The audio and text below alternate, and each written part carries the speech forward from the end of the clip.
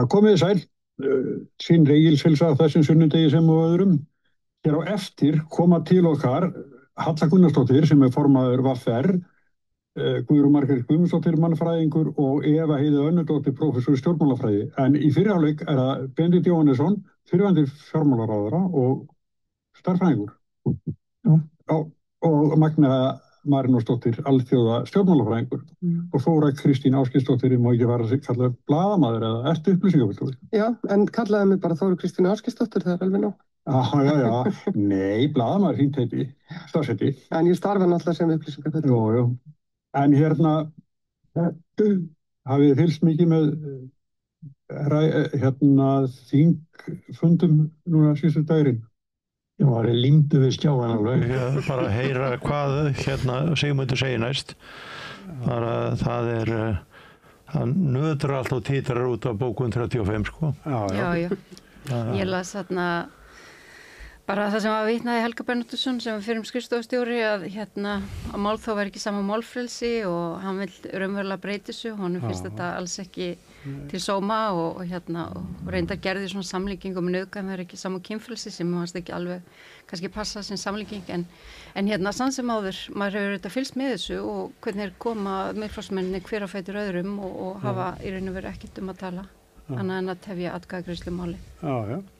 Ég verð að viðurkenna, ég hef bara einhvern veginn ekki fylgst með þessu og geri það bara fyrir sjálfa mig. Það er bara eitt af því sem ég geri bara til þess að lifa af. Það er að fylgjast ekki með málþófi Miðflokksins 35. bókunina. En þetta náttúrulega þessu skýtur upp í fréttum. Ég verð að segja það, mér finnst til dæmis alveg ótrúlegt að það byrjaði fréttatími Ríkisútvarpsins núna í hádeginu á málþófi Miðflokksins og svakalegri móðgun að það væri þingfundur á sunnudegi. Því að nú er þetta fólk sem búið að blaðra þarna alveg samhengislaust í ég veit ekki hvað, langan tíma þessa bókun 35. Nú er það orðið svo kristið að það getur ekki farið í vinnun á sunnudegi. En sko, ég held að við sem að vitum að þessu... Og það riður úr helstinu bara þarna nýhöfnu stríði milli Írans og Ísrael og það kemst ekki að nema það að miðflokkurinn er óanæður með að þurfa að blaðra á sunnudegi. Og ég held að við sko sem vitum að þessu við erum ekki að hlusta á ræðu til ræðu. Nei, við erum ekki að hlusta. Það er ekki hægt. Helgi var líka að segja að þetta væri bara svona óvirðing við þingið og þingmenn. Mér finnst þetta líka bara óvirðing við kjósendur. Já, bara allt. Og bara almenningi í landinu. Þetta er bara óvirðing við almenna skynsemi. Svo var þarna á Stöð 2, það má ekki lengur segja Stöð 2, á Bylgjunni var þarna mjög löng frétt hláturskast Sigríðar Á Andersen í þessu málþófi öllu og mér finnst þetta bara til skammar. Það logar, ég meina ef þú ferð inn á erlenda fréttarsíður þá er verið að fjalla þessi mál sem eru að brenna á okkur mest. Ekki einhverja örfáa kjána sem er að taka alþingi í gíslingu út af einhverju rugli. Mér finnst líka samt sem áður að það sé verið að senda skilaboð inn í það sem hefur verið að gerast undanfarið, þarna Ísland þvert á flokka, út af því að bókun 35, hver andstaðan Miðflokksins felst í því að það sé nánast landráð og afhendinga og framsala og fullveldi út af því að þetta felst í því náttúrulega ef það er einhver svona árekstur á milli íslenska löggjafar og Evróputilskipana þá víki íslensku lögin og ég meina auðvitað þú veist, ég meina við fengum fyrst mannréttindakafli stjórnarskrá þegar við gengum með Evrópska efnahagssvæðið og meina voru íslensk lög sem meðal annars fólu í sér þá hagsmunaárekstra, sýslumaður og lögreglustjóri voru einn og sami maðurinn og svo framvegis. Þannig að það hefur náttúrulega verið rosalega mikið réttabót í því að ganga til liðs við Evrópska efnahagssvæðið. En það er verið að spila inn á þessa tilfinninga líka. Þú veist, þess vegna er þetta leikrit í gangi. Og það er þannig að við stöndum hér vörðum fullveldi Íslands og viljum ekki framselja fullveldi okkar og sjáu þið, hér stöndum við vaktina allan sólarhringinn. En getur verið, eins og ég var nú að reyna að hinta á þann, að við séum að veita þessu ómikla athygli, af því að leikrit ganga náttúrulega ekki þarna endalaust nema það séu einhverju til að horfa á þau. Nákvæmlega. Og af því þú nefndi nú þennan fund Ísland þvert á flokka á Austurvelli sem eru einhverjir svona Já, eitthvað samansafn af rugludollum sem að koma þar saman og fær alveg ótrúlega athygli í rauninni. Þegar maður hugsar öll þau almannasamtök á Íslandi sem að starfa og að beita sér fyrir umhverfisvernd, að beita sér fyrir friði, að beita sér fyrir starfi fyrir börn, alls konar í rauninni þjóðþrifamálum sem að við erum að einhverju leyti kannski höfum öll einhverju hagsmuni að. Þau fá enga athygli, þau þurfa að berjast fyrir því að komast inn í fréttir með það sem að... Ekki viðskiptaráð, þeir eru alltaf í kastljósi. Já, að viðskiptaráði undanskildu, ég var nú... en finnst einhverju ekki skrítið, svo koma þarna einhverjir 10... einhverjir skringlar og ætla að fara að bá svona þjóðerniskennd á Alþingi og þá fyrir bara allt þjóðfélagið á hliðina. Við erum að veita þessu aðeins of mikla athygli, bæði þessu málþófi og þessum skringiliheitum þarna á Austurvelli. Já, ég er bara þjóðin, fjölmiðlar sem eru okkar við erum með kastljósið of mikið á þessu skrýtna fólki. Það er vissulega einhvers konar vaxandi þjóðerniskennd í samfélaginu. Það er vaxandi rasismi, en hann er einhvern veginn að mestu leyti sem betur fer bundin við mjög fámennan hóp. En það er óþol hins vegar gagnvart útlendingum í landinu og það er líka þarna eitthvað sem við verðum að horfa. Við verðum að viðurkenna að og það er kannski ekki bara, þú veist, það er ekki við rasisma að sakast alltaf, það er líka við stjórnvöld að sakast. Vegna þess að innviður okkar að morkna niður. Það er endalausir þarna út af endalausum túrisma sem að greiði lítið til samfélagsins, út af innflutningi á erlendu verkamönnum sem að við gerum lítið fyrir og þarna við erum ekki að standa okkur í að þarna hugsa þessa innvið okkar og það veldur álagi á samfélagið og það veldur óþoli hjá almenningi og við þurfum að horfast í augu við það. Það er ekki rasismi, en það er vissulega rasismi þetta pakk þarna á Austurvelli og það sem að það hefur til... Þú vistu að þau eru búin að kæra einhverja 3 fyrir hatursorðræðu. Já, það er mjög gott að nota í raun og veru þetta hegningalögin eins og bara maður getur gert. En ég var aðeins að skoða að það er svona aðeins þessar þjóðernishreyfingar sem hafa verið á Íslandi eins og það var einn frá 1934-44 sem hét Þjóðernishreyfing Íslands og var svona höllandi nasisma og svo 2001 kom félag íslenska þjóðernisina. Ég man ekki eftir hvort í muni að það var viðtal við hann varaformanninn í DFF og þá einmitt fékk hann kæru fyrir að hafa brotið hegningarlags ákvæði 233a, þú veist, út af hann var að tala niðrandi fólk sem var svart eða sem sagt, líta fólk og hann fekk dóm og það var fésett í héraðsdóm og hann áfrýjaði og það var 3-falda Hæstarétti og það var svona ákveðin skilaboð inn í samfélagið og þetta var þeir svona flosnuð upp, þetta voru einhver bræður undir Eyjafjöllum og þeir hættu og síðan 2006 þá var gerð svona bara könnun hvort það væri svona fylgi við þjóðernisflokk á Íslandi og það var einhver maður Ásgeir Hannes Eiríksson sem ég veit ekki hver er en hann var svona það var út af það var út af að vera komin ógn af erlendu fólki. Svo 2016 kom íslenska þjóðernisfylkingin, hún ætlaði auðvitað að bjóða fram í öllum kjördæmum og tókst ekki að fá tilskil fjölda undirskrifta og líka klofnaði og 2018 var frelsisflokkurinn stofnaður. Hann var svona álíka jaðarsettur. Og svo er norður við 2019 og núna 2025 Ísland þvert að flokka en það sem ég fannst vera áberandi núna er að, þú veist, þetta sjálfstjórn sem eru komið með að mæta Austurvöll með íslenska fánan sem hinar hreyfingarnar gerðu aldrei. Það voru meira svona jaðarsettar og meira á jaðrinum og eitthvað svona að príla en ég fór einn svona fyrirlestur og það var örugglega fyrir 10 ára síðan og þá var sagt að væri alveg komið grundvöll fyrir svona flokk. Það sem vantaði væri í raun og veru leiðtogi sem að höfðaði til fólk sem hefði svona karisma og það kannski gerist pínuleiti með Sigmundi Davíð þegar hann fer að auðvitað framsóknir svona þjóðrækniflokkur en hann fer að færa meir til hægri hann var alltaf mjög virkur í Indefense og verður svona pínlítið þjóðheita í kjölfarið svo stofnar hann miðflokkin og nú eru þeir komnir og þeir eru að gera þetta á Alþingi og þeir eru í jakkafutum eins og Snorri Már og allir skallar skiptunhappa, ermanhappa og fínir. Nákvæmlega. En Benedikt, hvað segir þú um þessar reyfingar allar sem að gerast? Sko, það sem nú mest áberandi, þetta bæði í þessum umræðum núna og áður voru nánast sömu umræðurnar sko þriðja orkupakkan. Það var aldrei verið, þetta umræða án innihalds. Það er aldrei bent á að segja, þessi lög, íslensku lög eru í hættu. Þetta alls saman íslensk lög, það ekki, þau bara koma frá af því við erum í Evrópska efnahagssvæðinu. Og ég eiginlega vil alltaf vera eyða mikilvægum tíma þessa þáttar í að vera í þetta lið. Svo ég segi nú bara alveg eins og Ég hef bara eiginlega engan áhuga á því og enga virðingu fyrir því. En sko, mér langaði samt að segja eitt að það kona sem skrifa bók heitir Pankja Mishima, Age of Rage hétt hún, og ef maður googlar Age of Rage þá rosalega mikið umræða þetta svona öld reiðinnar og þú veist, og það verið að benda á það eins og tilmynda sko eftir hrunið þá og fjárhagskrísan 2008 þá missi fólk í rauninu verið trú á stjórnmálsþættina.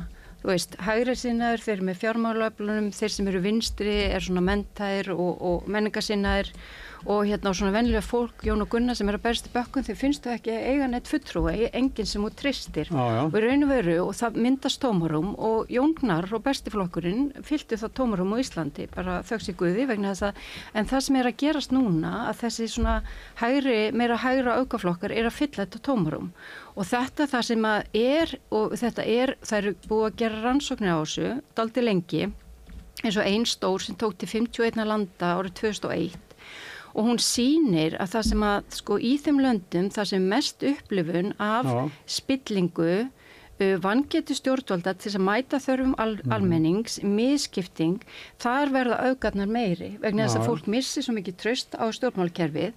Traust til Alþingis, það er alltaf hríðfjall eftir hrun, það hefur varla náð að jafna sig eftir það, 25% traust Alþingi, 75% gerða ekki. Og þá og þetta talið líka og mesta aukningin síðastliðin 40 ár í Pólun og Skautun hefur átt sér stað í Bandaríkjunum samkvæmt rannsóknum og í Þýskalandi og síðan fleiri löndum og þetta að vera jafnt í mjög eða svona rótgrónu lýðræðisríkjum eins og Danmörku og líka það sem heitir svona emerging democracy eins og Pólland og Tékkland og svo framvegis og þetta hefur auðvitað líka með áhrif samfélagsmiðla að gera. Það ítir undir skautunina og svo hefur þetta líka auðvitað rosa mikið með stjórnmálaflokkarnir að gera sem eru að manipulera með þessa reiði og það er verið að tala svona, það annar höfundur sem ég var að lesa að hann talar að hann er þýskur heimspekingur, hann talar tennskon reiði, svona banked rage sem er svona innibyrð eða réttlát reiði og svo dispersed rage sem er svona meira óreiður reiði. Og það veistu og fyrir reiðin leitið til þess að fólk fer svona að skipuleggja sig og berjast kannski fyrir einhverjum umbótum og eitthvað jákvætt gerist í kjálfarið og kannski bara beita sig gegn aðskilnaðstefnu eða eitthvað. En hinn svona, fólk reitt, það veit samt ekkert almennilega á hverju, það veit ekki alveg hverju lausnin og Helvítis fucking fuck er góð setning fyrir það. Helvítis fucking fuck og þá beinist reiðin bara dálítið mikið af og þú veist og þetta verður meira svona hópamynd við og hinir og þú veist og hóparnir fara svona í strífi hvert annað og þá finnur bara einhvern sökudólk og þú veist út af því að þú getur ekki einu sinni treyst stjórnvöldum til þess að taka þig alvarlega út af þeir eru búin að sýna það að þeir finnst þú ekki skipta máli og og þá bara maður velta fyrir sig eins og Ísland þvert að flokka þú veist það voru 4.000 fyrst þannig í þessum hópin þeir eru komið fyrir 5.000 4.1% af allir þjóðinni En þetta hér en svo náttúrulega horfum við líka á hvað að gerast í Bandaríkjunum. Þegar ég held að andmælenni Þóru Kristínu sem ég hef oft unnið með á ritstjórn með mat í fjölmiðlum þá erum við að segja frá frávikum sko. Við erum ekki að segja alltaf frá hinu almenna sko. Í dag fóru svona margir sjálfboðaliðar í Rauða krossinum til starfa en það við erum það er bara við kunum bara eðli sögunar að við skoðum frávik. Þannig að minnst í sjálfum sér ekkert að því að fjölmiðlar beini athygli á því. Ég er eins og saman á því að þetta mál þó getur ekki verið fyrsta frétt hjá Ríkisútvarpinu dögum saman. Miðað við það sem er í gangi í heiminum og bara á Íslandi ekki heldur. En þetta er líka svolítið dapurlegt að því ég svona þykist tekja eitthvað smávegis til einhvers fólk sem að núna í miðflokknum. Þetta eru ekki allt saman vitleysingar, en þeim breytast í svona Lýðskrumara. Já, lýðskrumara, já, og svona hálfgerða kjána bara allt í einu við það að koma undir áhrifavald þessa mikla leiðtoga sem að þar er. Svo sambandið það sem Magni að segja, þá þetta líka birtingarmynd af falli á trausti á lýðræðinu og opinberum stofnunum, svona bara stofnunum samfélagsins í okkar heimsluta og sérstaklega á Íslandi og það birtist meðal annars með því að verða til svona hópar. Ég hins vegar tók eftir því eftir fyrsta fundinu, þá fannst mér vera svona tónn í mörgum að ég bara vilja fara á Austurvöll og spyrja þetta fólk hvað væri að. Ég veit ekki hvort þú fáir skynsamlegt svar út úr því, hvort þú fáir einhverja leiðsögn það af hverju það er svona mikil reiði í samfélaginu sem að meðal annars birtist með þessum hætti. Ég held að þetta sé frávik af því, en við ættum eins og að hafa svolítið fókus á því. Af hverju hefur almenningu mist traust á stjórnmálunum og opinberum stofnunum og bara stofnunum samfélagsins og vinna á því. Það er bara raunverulega mikilvægt samtal sem að verður að fara fram. En það er alveg sama með Alþingi og útlendingana. Það eru einhverjir hópar vitleysinga á útlendingum, það er einhverjir sagt að ég séu glæpagengi og svona. Þetta er bara mjög lítill hluti, alveg eins og á Alþingi. Þar eru einhverjir vitleysingar og það eru þeir sem ákveða það og fólk segir ég hef enga trú á Alþingi, ég hef ekki dálit á Alþingi. Það hefur jafn lítið álit á Alþingi eins og þeim sem það hefur minnst álita. Já, þau sem að taka sér dagskrárvaldið. Það er náttúrulega skilgreinin sem engi sér vitleysing, það er eitthvað voðalega vók að fólk með skilgrein sér sjálft. Það er ekki vitleysingarnir og við hinir, Nei, það er samt... En við hinn vitum það samt. En það er samt þannig að við eigum ekki að vera alltaf með fókusinn á vitleysunni, hvort sem það eru vitleysingar sem fara fyrir henni eða einhverjir aðrir. Við eigum pínlítið stundum að hefja okkur yfir. Og ég er ekki að segja að ég þakka niður umræðuna, en svona til dæmis vitleysisgangur eins og er núna á Alþingi þrífst á athygli.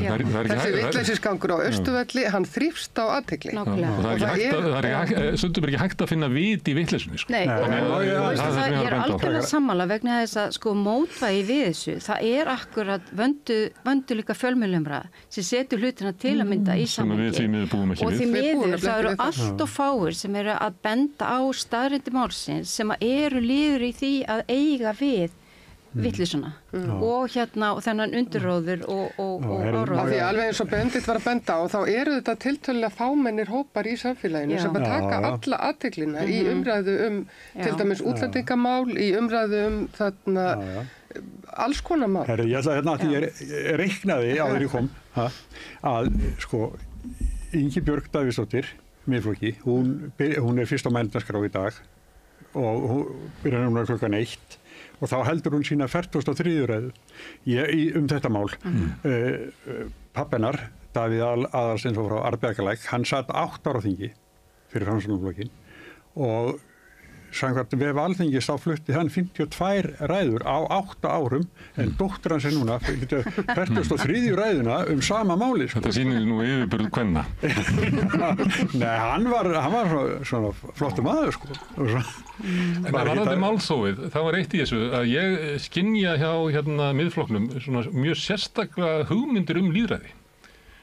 Það er að því að þú ert að tala einn heilaga leiðtoga þeirra sem að talar oftu, hann sé að mæla fyrir skynsemi eins og skynsemi í mannlegu samfélagi einhvern veginn rati í gegnum hans höfuð út hans munn.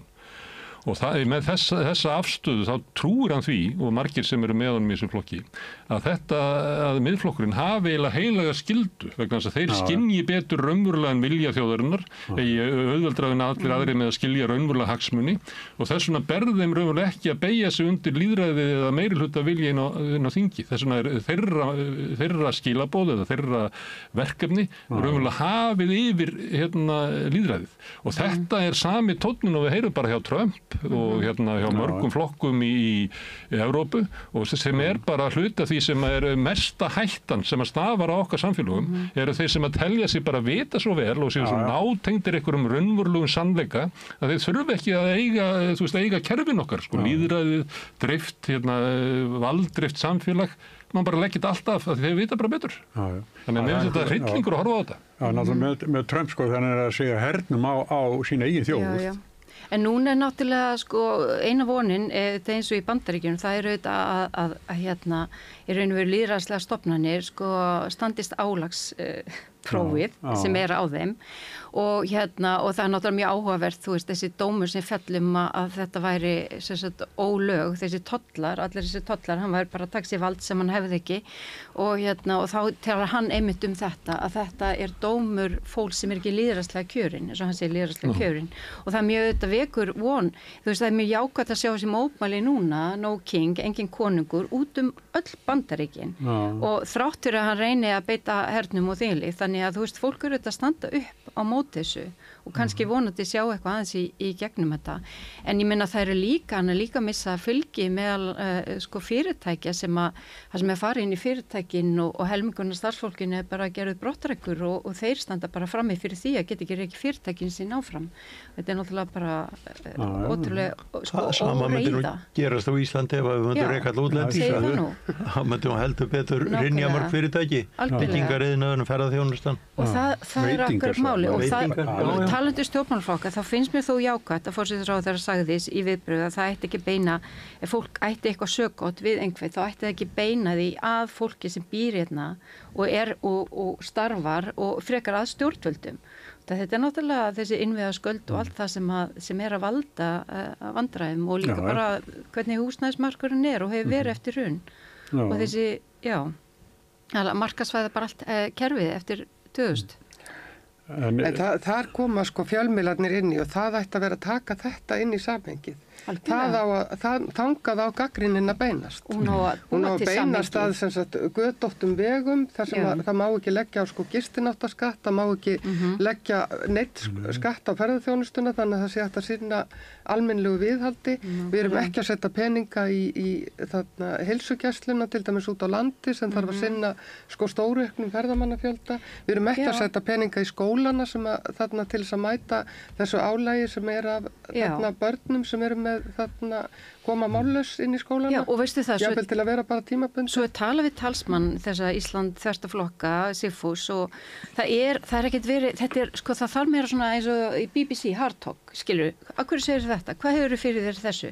Þegar hann fyrir að tala það að fara á spítala og hann heyrir og finnur að það rosa mikið tími sem fyrir í að sinna einhverjum 2-3 útlendingum. Hvernig veit hann, þú veist, að hvort þetta ekki ferðamenn og það 12, ég heyri það frá mannsku sem vinnur innan þessa heilbrigðiskerfis að það veri á hverjum tíma eða árlega, það veri 12-15% af öllum hjúkrunarrýmum að það veru ferðamenn. Þeir fá hjartaáföll og fótbrota sig og ég veit ekki hvað. Já, allt fólk getur vext. Já, allt getur fólks og fólk ekki skora á hólm með þetta. Og síðan fær þetta bara svona smitast út í alla umræður. Það tengist líka bara hnígnun fjölmiðla því að eitt af því sem fjölmiðla að gera að vinna með samhengi hlutana, ekki bara að segja fréttinar. Ef þú segir bara fréttinar, þá er þetta bara bombardera á áhorfendur og áhorfendur. Það er það rétt að mönnum hljóðnemann sem að eru jafnvel að spúa hatrið og verður að setja hlutin í samhengi eða sleppa því að fjallum. Og eins og þetta spúa hatrið í þessu rannsókn sem ég var að skoða og mér finnst þetta áhugavert, maður að velta fyrir sig hvað í gangi.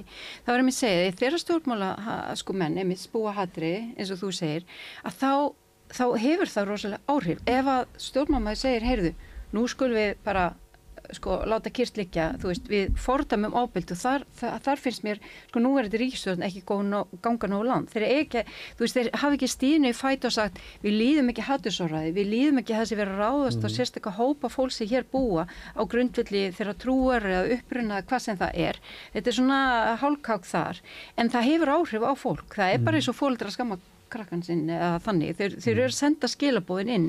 Það þarf líka að stiga alltaf fast í jarðar þar til að vega upp á móti þessu og vega upp á móti þessu með fjölmiðlun sem að þú veist, getur bara benda á þeirra skoðun sé nú nokkuð ljósamt. Ég held að þetta nú einhverjum hug að núverandi ríkisstjórn sé með hatursumræðu eða... Nei, ég sagði stiga fasta til jarðar. Já. Aðeins vera aðskilja. Ég saman því, mér finnst að stjórnum þegar ég að taka þetta alvarlega. Það sem svona vaxandi rasismi. Ég hendur það ekki alvarlega sko. Þetta grefur undan öryggi fólks þegar svona umræða fer á sá sem ekki hvítur og hörund, hann óöruggari í dag en hann var fyrir mánuði síðan. Það alvarlegt. fólk við þurfum að taka þetta, það er ekki nóg að stjórnvöld taka þetta, það þarf að taka þetta inn í skólakerfið og því þurfa að fylgja, það var að ræða þetta við börn og þarna kenna þeim að sko lesa samfélagið og horfa gagnrýnum augum á svona umræðu og hundaflautur og það sem er í gangi. En hérna, Benedikt, þú og Daði Már er ekki sömu skoðunar í öryrkjamáli? Já, sko, það er semst lagt fram ákveðið frumvarp sem að vill svo til að kemur úr fjármálaráðuneytinu og það að það megi ekki taka tillit til bóta almannatryggingakerfisins hjá lífeyrissjóðum.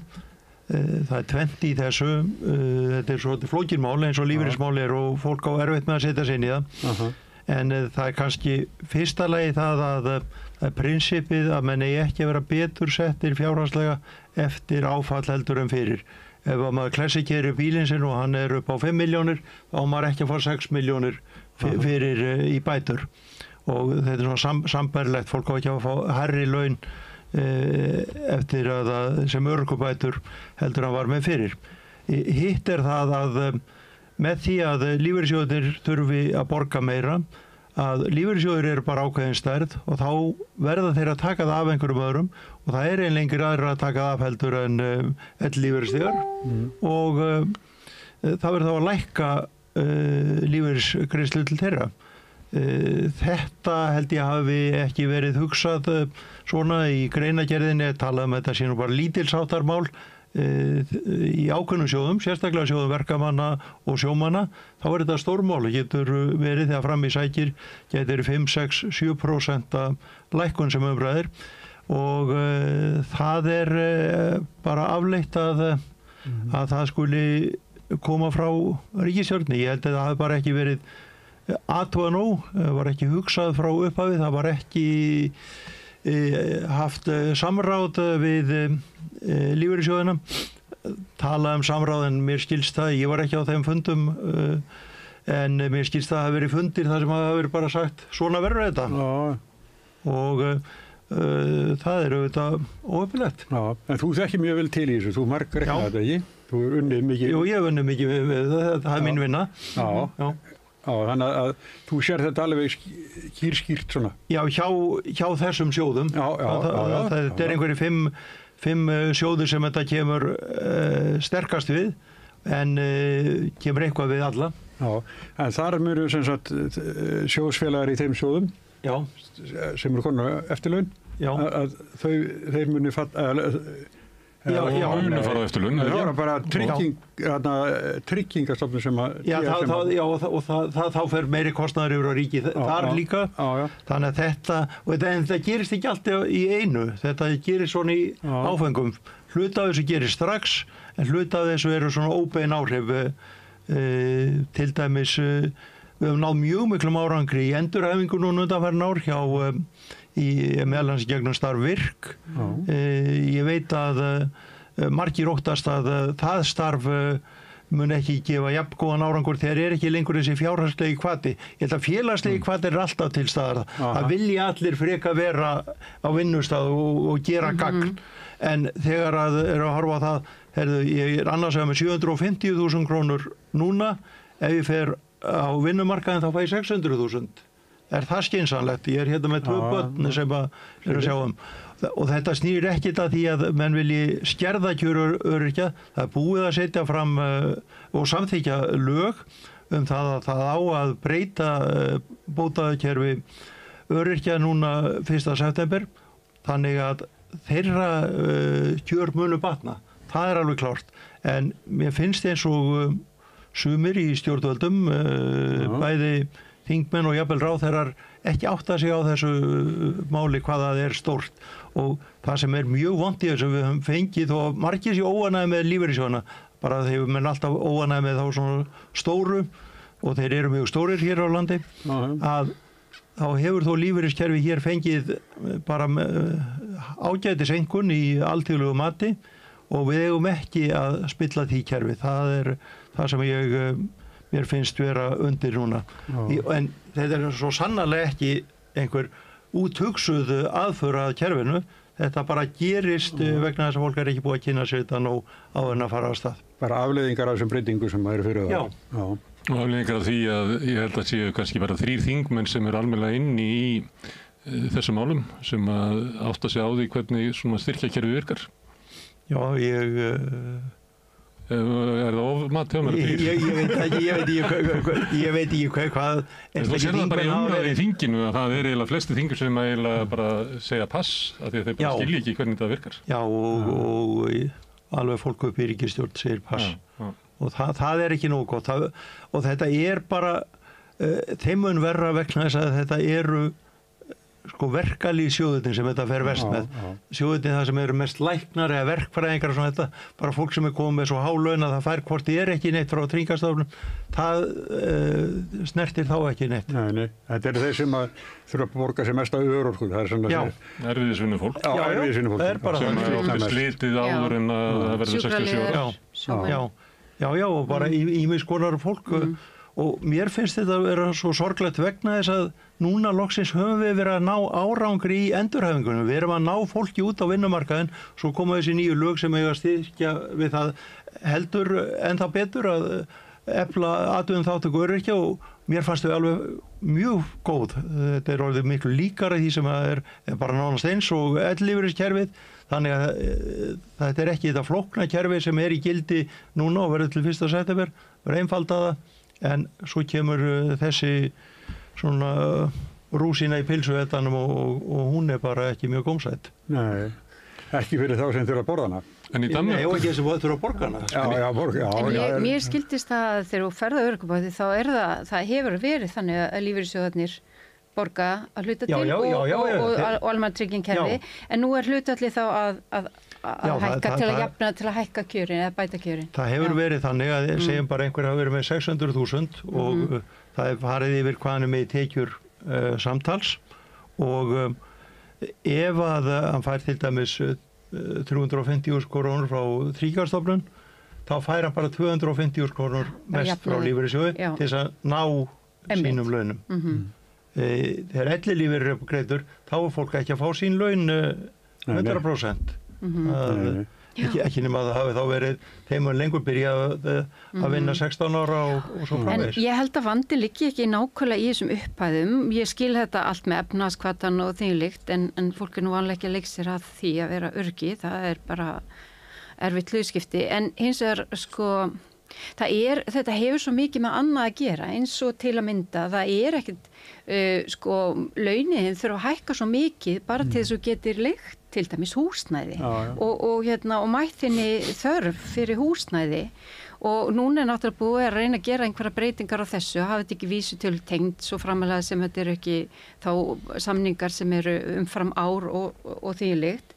En það sama, þú veist, það bara aðgangur fólks að örugghúsnæði og viðráðanlegu verði, það hefur rosa mikið að segja upp á bara auðvitað hvers konar lífi og lifir og ég meina þegar fólk farið að greiða jafnvel 70% af sínum tekjum, það sem hefur í vasanum til þess að borga leigu og hita og rafmagn og kannski internet, veist, þá áttu 30% eftir og þetta bara hlutskipti fólks og það það sem vandinn. Þetta allt rétt. En þetta bara annað mál. Ég veit það. Það má ekki blanda þessu tvennu saman og það ekki þannig að lífeyrissjóðirnir sem núna á mótmælissu sé eitthvað á móti öryrkjum, svo sannarlega ekki. Nei. Þeir bara að segja við viljum vernda alla okkar félaga hvort sem eru ellilífeyris þegar eða þess að það heilstæða nálgun.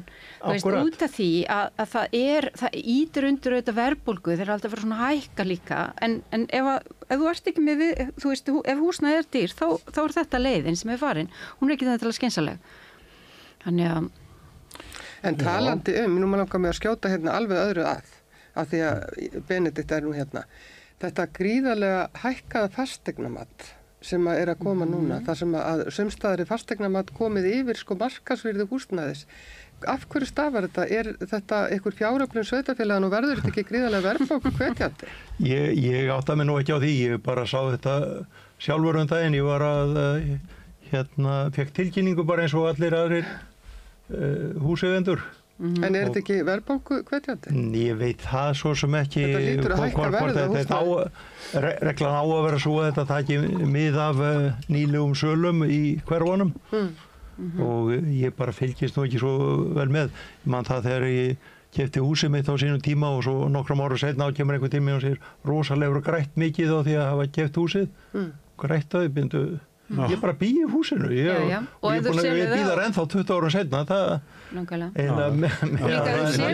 ég ekki að víla og díla með húseignir þannig ég bara held þetta sé ekki plott ég held þetta sé ekki plott en ég held þetta sé kannski svolítið vanhugsað með að við hvað eru miklu hagsmunir að því að ná en einhver bæjarfélag ætla nú að lækka álagningarprósentuna sá ég sko en hækka mest á Suðurnesjum sem að þar mesta fátækt inn og minnst velmegunin skulum við segja. Sveitarfélaginu háðar í þessum skatti núna en var kannski fyrir 30 árum þegar það var til aðstöðugjald þar sem var talið sjálfsagt að fyrirtækin greiddu til sveitarfélagina. Ég held til dæmis að fasteignagjöld á atvinnuhúsnæði sé hærra núna en var þá. Það bara vegna þess að þegar þú missir tekjurnar þá verður eitthvað starf að fá tekjur á móti og sama á við þessar lóðasölu sem að náttúrulega verið að varpa tekjusþörf sveitarfélagina yfir á bara hús þessum íbúðakaupendur og leigjendur langt fram í framtíðina. Það var líka nú ekki borgað útsvar af fjármagnstekjum og það náttúrulega eitthvað þurfa sveitarfélagin að fá í staðinn. Þannig að þau ákveði sko. Tekjugrunnur sveitarfélagina bara allt og veikur sko. Þannig að það en fasteignagjöldin eru fundin út allt annar stað eða verkefnin og HMS sem að gera það. Nei, ég heldur það. Hér Unstinsson þið þekkið hann kemur nú reglulega og segir það að í Skandinavíu eru kannski sko 66% af verkefnunum eru á sveitarfélögunum. Hérna þetta bara þriðjungur, þannig að raunverulega ríkið sko fyrirferða meira á Íslandi og minni ákvarðanir teknar í svona nærsamfélaginu heldur en í öðrum samfélagum kringum okkur. Þetta samt stór verkefni, þetta menntun auðvitað barna og þetta eru málefni fatlaðs fólks og svo náttúrulega með fjölþættan vanda og mér varst mjög jákvæð þegar ríkisstjórnin ákvað að taka þetta yfir til sín með börn með fjölþættan vanda og ungmenni vegna þess að þau svo óbúslegur aðstöðumunur hjá sveitarfélögum og það þetta er líka spurning sko að það sé vera að jafna aðstöðumun og það þarf náttúrulega ríkið að koma og inn í svona dæmi einmitt til að gera það og með betri úrræðum sem að þá gilda jafnt fyrir alla og það eins með skólan út á landi auðvitað, ég meina ég var kennari í svona sveitaskóla og ég var 21 árs og ég gat kennti mennsku og íslensku og dönsku og eitthvað svona en þú veist ég var ekkit frábær eðlisfræði kennari sko og efnafræði kennari ég var líka að kenna það. Þannig að það eru svona hlutir og ég mjög hlynd því að Ísland noti miklu meira við svona fjárbúnað eins og til að mynda fyrirtæki Þorgeir Helgu Connect sem þá bjóða eins og bara fyrir börn sem að þurfa að fara til talmeinafræðins nú geta þau bara verið í talmeinafræðslu heima hjá sér í staðan fyrir að þurfa að koma alla leið til Reykjavíkur og kostnaði fyrir fjölskyldurnar og allt það eina og eins bara aðgangur að sálfræðingum eitt sálfræðingur kannski í þorpinu og hann pabbi vinkonunnar eða eitthvað slíkt ef eitthvað kemur upp á þú veist og eins hægt að bjóða upp á meiri held ég bara kennslu og hafa aðganga betri kennuri eða þá jafnvel auka kennur með eitthvað svona gegnum þessa fjárfundabúnaði sem eru bara orðnir alveg rosalega auðvitað frábært tækni fyrir svona lítið land sem að rosalega stórt og óbúslega dreifbylsta land í Evrópu. Já, ég ætlaði með það nefna að börn með fjölþættan vanda sko, sem leggst mjög misjafnlega á sveitarfélög og geti leggst mjög þungt og hefur lagst mjög þungt á lítil sveitarfélög.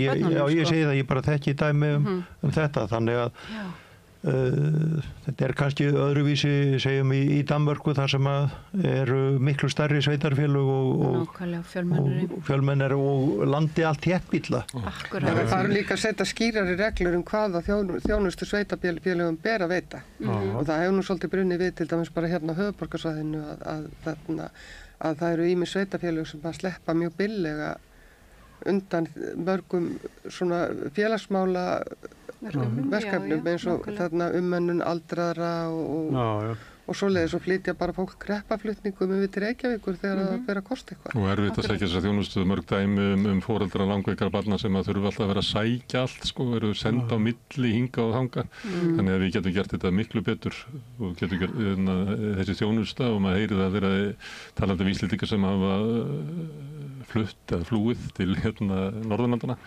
hvað þau samfélög eru miklu fjölskylduvænni og til dæmis taka betur á móti fólki sem að þarf á þjónustu að halda. Hérna fólk oft sendt á milli sjálft og bara þungt. En má ég aðeins að þau út af festeinagjöldunum. Þar ákveðið alltaf ekki svona 6% af íbúðum sem að skiptum eigendur á hverju ári og það kemur eitthvað verð út af því og það bara samkomulag í samfélaginu að það ráðið í hvað þú borgar mikið í fasteignaskatta og við bara trúum því að hvað húsið þitt verðmætt og þetta bara trúum þessu. Í kvótanum að það var meira en 6% leikt á hverju ári en þá segja útgerðarmenn að það sé alveg fráleitt að taka viðmiðun á því verði sem að þeir eru að leigja hvor öðrum þó að það er ekki nálgi sko að vera sko 16-17% á kvótanum sem gengur í leigu og svo líka í sölu þannig að verðmæti kvótans liggur alveg fyrir og það er miklu lægra það sem verið að borga viðmiðunni núna þótt að menn sé að teygja sér til Noregs út af sko uppsjávarfiskinum verðmæti kvótans er miklu herra heldur en að vera að gera ráð fyrir í þessu frumvarpi eða þessum breytingum og leigan sem að þeir borga einhvern tímann sló ég á það verður svona svipað og eftir kannski 75 milljón króna íbúð og leiðir hann að einhverjum á 25 skall á mánuði.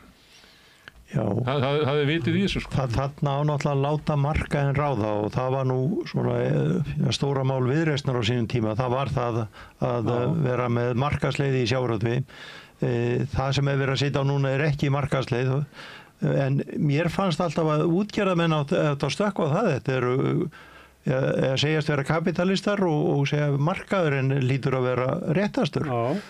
Og við sjáum að það er svo margt sem er skakt í útgerðinni að þegar við erum með útgerðin sem er að græða á hverjum einasta degi og á núvirði það byrja 150 milljónir króna hvern einasta dag og búið að gera það alveg frá 2010 og þegar útgerðar aðilar eiga orðið meira og minna öll möguleg fyrirtæki, flutningafyrirtæki, fjölmiðla, heildsölur og svo framvegis.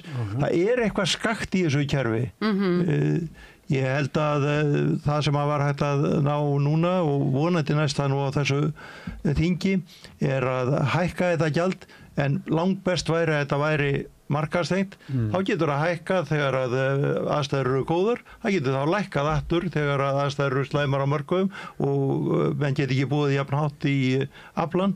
Það væri miklu skynsamlega kerfið og það langbest þá myndi leiða til mest hagræðis í þessari grein og til þess að þjóðin fengi sinn sanngjarna skerf sem hún auðvitað á að fá. Þetta er stutt skref sem að Viðreistin að stíga með þessu frumvarpi? Ríkisstjórnin nú að stíga þetta svona í heild. Ég held að það hafi ekki verið Viðreistin sem að réði forminu á því hvernig þetta er gert en þetta er næstu Viðreistin með þetta þannig verður með atvinnuvegaráðuneytið Já, ég veit það og með fín ráðuneyti og fína ráðherra. Ég heyrði eitthvað framsóknarmann segja að þetta væri að Kristóf Frostadóttir hafi lofað að þetta yrði tekið í nokkur skrefum og var látið eins og þetta væri endanlega markmiðið.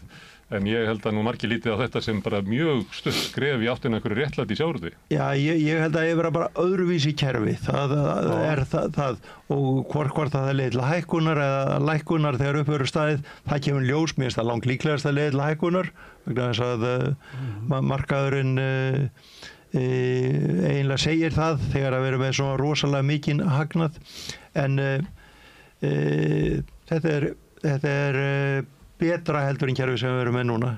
En það er náttúrulega líka það sem við verið að segja á móti er þessi fyrirsjáanleiki og reksturinn og mikla fjárfestingar í skipum og búnaði og því er líkt þannig að þú veist, það er líka alltaf verið að ræða það, þú veist, að hvað miklu leyti er hægt að markaðsvæða þetta upp að því að það er hægt að gefa, kannski vera með ákveðin hlutfall, þú veist, veiðiheimilda og uppboði til þess að líka skapa þá einhvern stöðuleiki í greinu og svona, en þetta er náttúrulega með veiðilagjaldi, þetta er svo auðvitað löngu tímabært og greiða fyrir afnotin að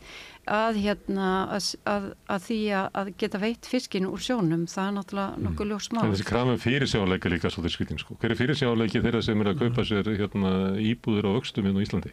Já, nákvæmlega. Það gengur út frá því að borga 120 krónur á mánuður og borga 460 skall núna. Það einmitt það nú ekki mikill fyrirsjáanleiki bara í rekstri yfir höfuð. Það væri voða gott ef maður væri alltaf með áskrift að sömu tekjunum. Það ekki þessu fyrirsjáanleiki þessu þætti.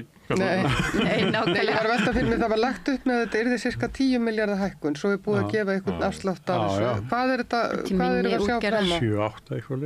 Þeir voru að breyta núna líka. Fara með kolmunaverðið 80% af norska markaðinum og hvað annað. Fleiri. Já, þetta verður lítið í skjóðunni þegar hún kemur að enda. En haldið þetta náist núna? Já, ég held það nú. Ég held það nú að mönnum nást. Næst mæta allir í málþófið, Framsóknarflokkur, Sjálfstæðisflokkur og Miðflokkur. Framsóknarmenn og sjálfstæðismenn að hvíla sig núna fyrir næsta málþóf. En það sem ég finnst kannski náttúrulega verst við þetta kerfi bara hvernig það fékk að þróast. Ég meina þetta náttúrulega rekstur og svo var þetta farið að telja þetta fram sem eign. Og svo byrjaði þetta á því ef að þú varst sjávarútvegsbóndi og skildi við konuna og hún var ekkert í sjávarútvegi, þá fekk hún bara helminginn af kvótanum. Svo þetta núna bara orðið fyrirframgreiddur arfur til barna og svo framvegis. Og þú veist, og átti þetta þá ekki bara alltaf að vera var ekki hægt að binda þetta bara við það að þú væri starfandi í greininni í raun og veru. Þú veist, eða, ég meina, þú ert kannski starfandi auðvitað þegar þú bara rekur sjávarútvegsfyrirtæki þó þú sért ekki það sjálfur að sjóa eða slikt, en þetta þróaðist bara svona innan út frá fiskiþingi og þegar var verið að reyna að fækka í flótanum og þá voru bara til þess að fá alla með, þá voru bara keyptu hvern annan út úr greinni, svo fyrir þetta bara að þróast með þessum hætti, án þess að það hafi eitthvað verið sett eitthvað sérstaklega í lög og þú var stangist raun og veru á við það sem er að þetta sé samlag þjóðarinnar. Ef við hefum spurt fólk svona í kringu 1980 og lýst kerfinni svo er í dag og afleiðingu þess að hérna væri raunverulega bara, hvað við segja, 14 fjölskyldur sem að væri með 65% af kvótunum. Fólk hefði haldið að við verum bara að grínast, sko. Sem þið myndi segja, býtu heldur að við hefum verið í standa í einhverjum landhelgisstríðum við að fá yfirráð yfir auðlindinni til þess að enda bara í höndunum á hvað sem heiti Þorsteinn Már og Guðmundur í Brím. Þetta grínast. Fólk hefði bara hafnað þessu. Og við erum með svona kerfi sem að, þú veist, enginn vildi, sko. Þeir hafa sagt þetta nú einhverjir sem tóku þátt í þorskastríðunum, einhverjir sem voru skipum. Lýst fyrir fólki 1980 að húsnæðiskerfi okkar væri þannig að það væri bara börn af efnameiri heimilu sem getur eignast húsnæði. Fólk hefði sagt bara, hvað, á 50 árum að fóruðu þangað. Þeir eru bara að hissa. Við lögðum af félagslegt húsnæði. Já, ég held nú reyndar sko að var kannski betri líking að segja það sko að það væru hér bara örfáir aðilar sem hefðu allt húsnæði og þyrftu ekki að borga nema bara pínulitla leigu eins og varst að lýsa á því. Ég held það sé svona dæmi sem að væri nær lægi. Útlitað húsnæði bara til að leigja öðrum. Já, og svo kemur alltaf sjávarútvegsfólki og segir, heyrðu, já, við viljum þá að gera þetta með allar auðlindir og af hverju vilja allar auðlindir bara vegna þess að það tefur málið. Það er nú meiri hluti aðal stjórnmálaumræðan undanfarinn áratugi og kannski alltaf held þó ekki kannski fyrstu árin eftir að við stofnaðum lýðveldi og svona næstu 30-40 ár hefur verið að stoppa framþróun. Það er að stoppa það að við megum ekki ræða Evrópusambandið, við megum ekki halda áfram þar, við megum ekki taka upp nýjan gjaldmiðil, við megum ekki taka upp nútímalegan landbúnað, við megum ekki vera með sanngjarnt sjávarútvegskerfi. Það verður að stoppa þetta einhvern veginn og til þess að viðrist til eða eitthvað. Til þess að við erum til að reyna að sporta við þessu. Já, og líka sko eins og svo er þetta náttúrulega þessi tvískinningur út af því að svo eru þessi íslensku fyrirtæki eins og Samherji að veiða undan ströndu Marokkó og sem að og þú veist, Vestur-Sahara er búin að vera hann í sjálfstæðisbaráttu í áratugi og þeir eru að veiða í raun og vera á miðum sem þeir segja tilheyri sér og og þeim finnst það ekkert mál. Þú veist, að kaupa kvóta eða sko kaupa kvóti gegnum ESB, þú veist, sem er að veiða undan ströndu Marokkó og þú veist, en það má alls ekki sko ganga í Evrópusambandið sem áður út af því að þá mun bara allt fara til fjandans. En fyrir út í heim, óttist þið að verið stigmögnun í átökunum í Miðausturlöndum, þannig að leiði til meiri Við hljótum að hrættum að svo fari. Erum við á barmi þriðju heimsstyrjaldarinnar?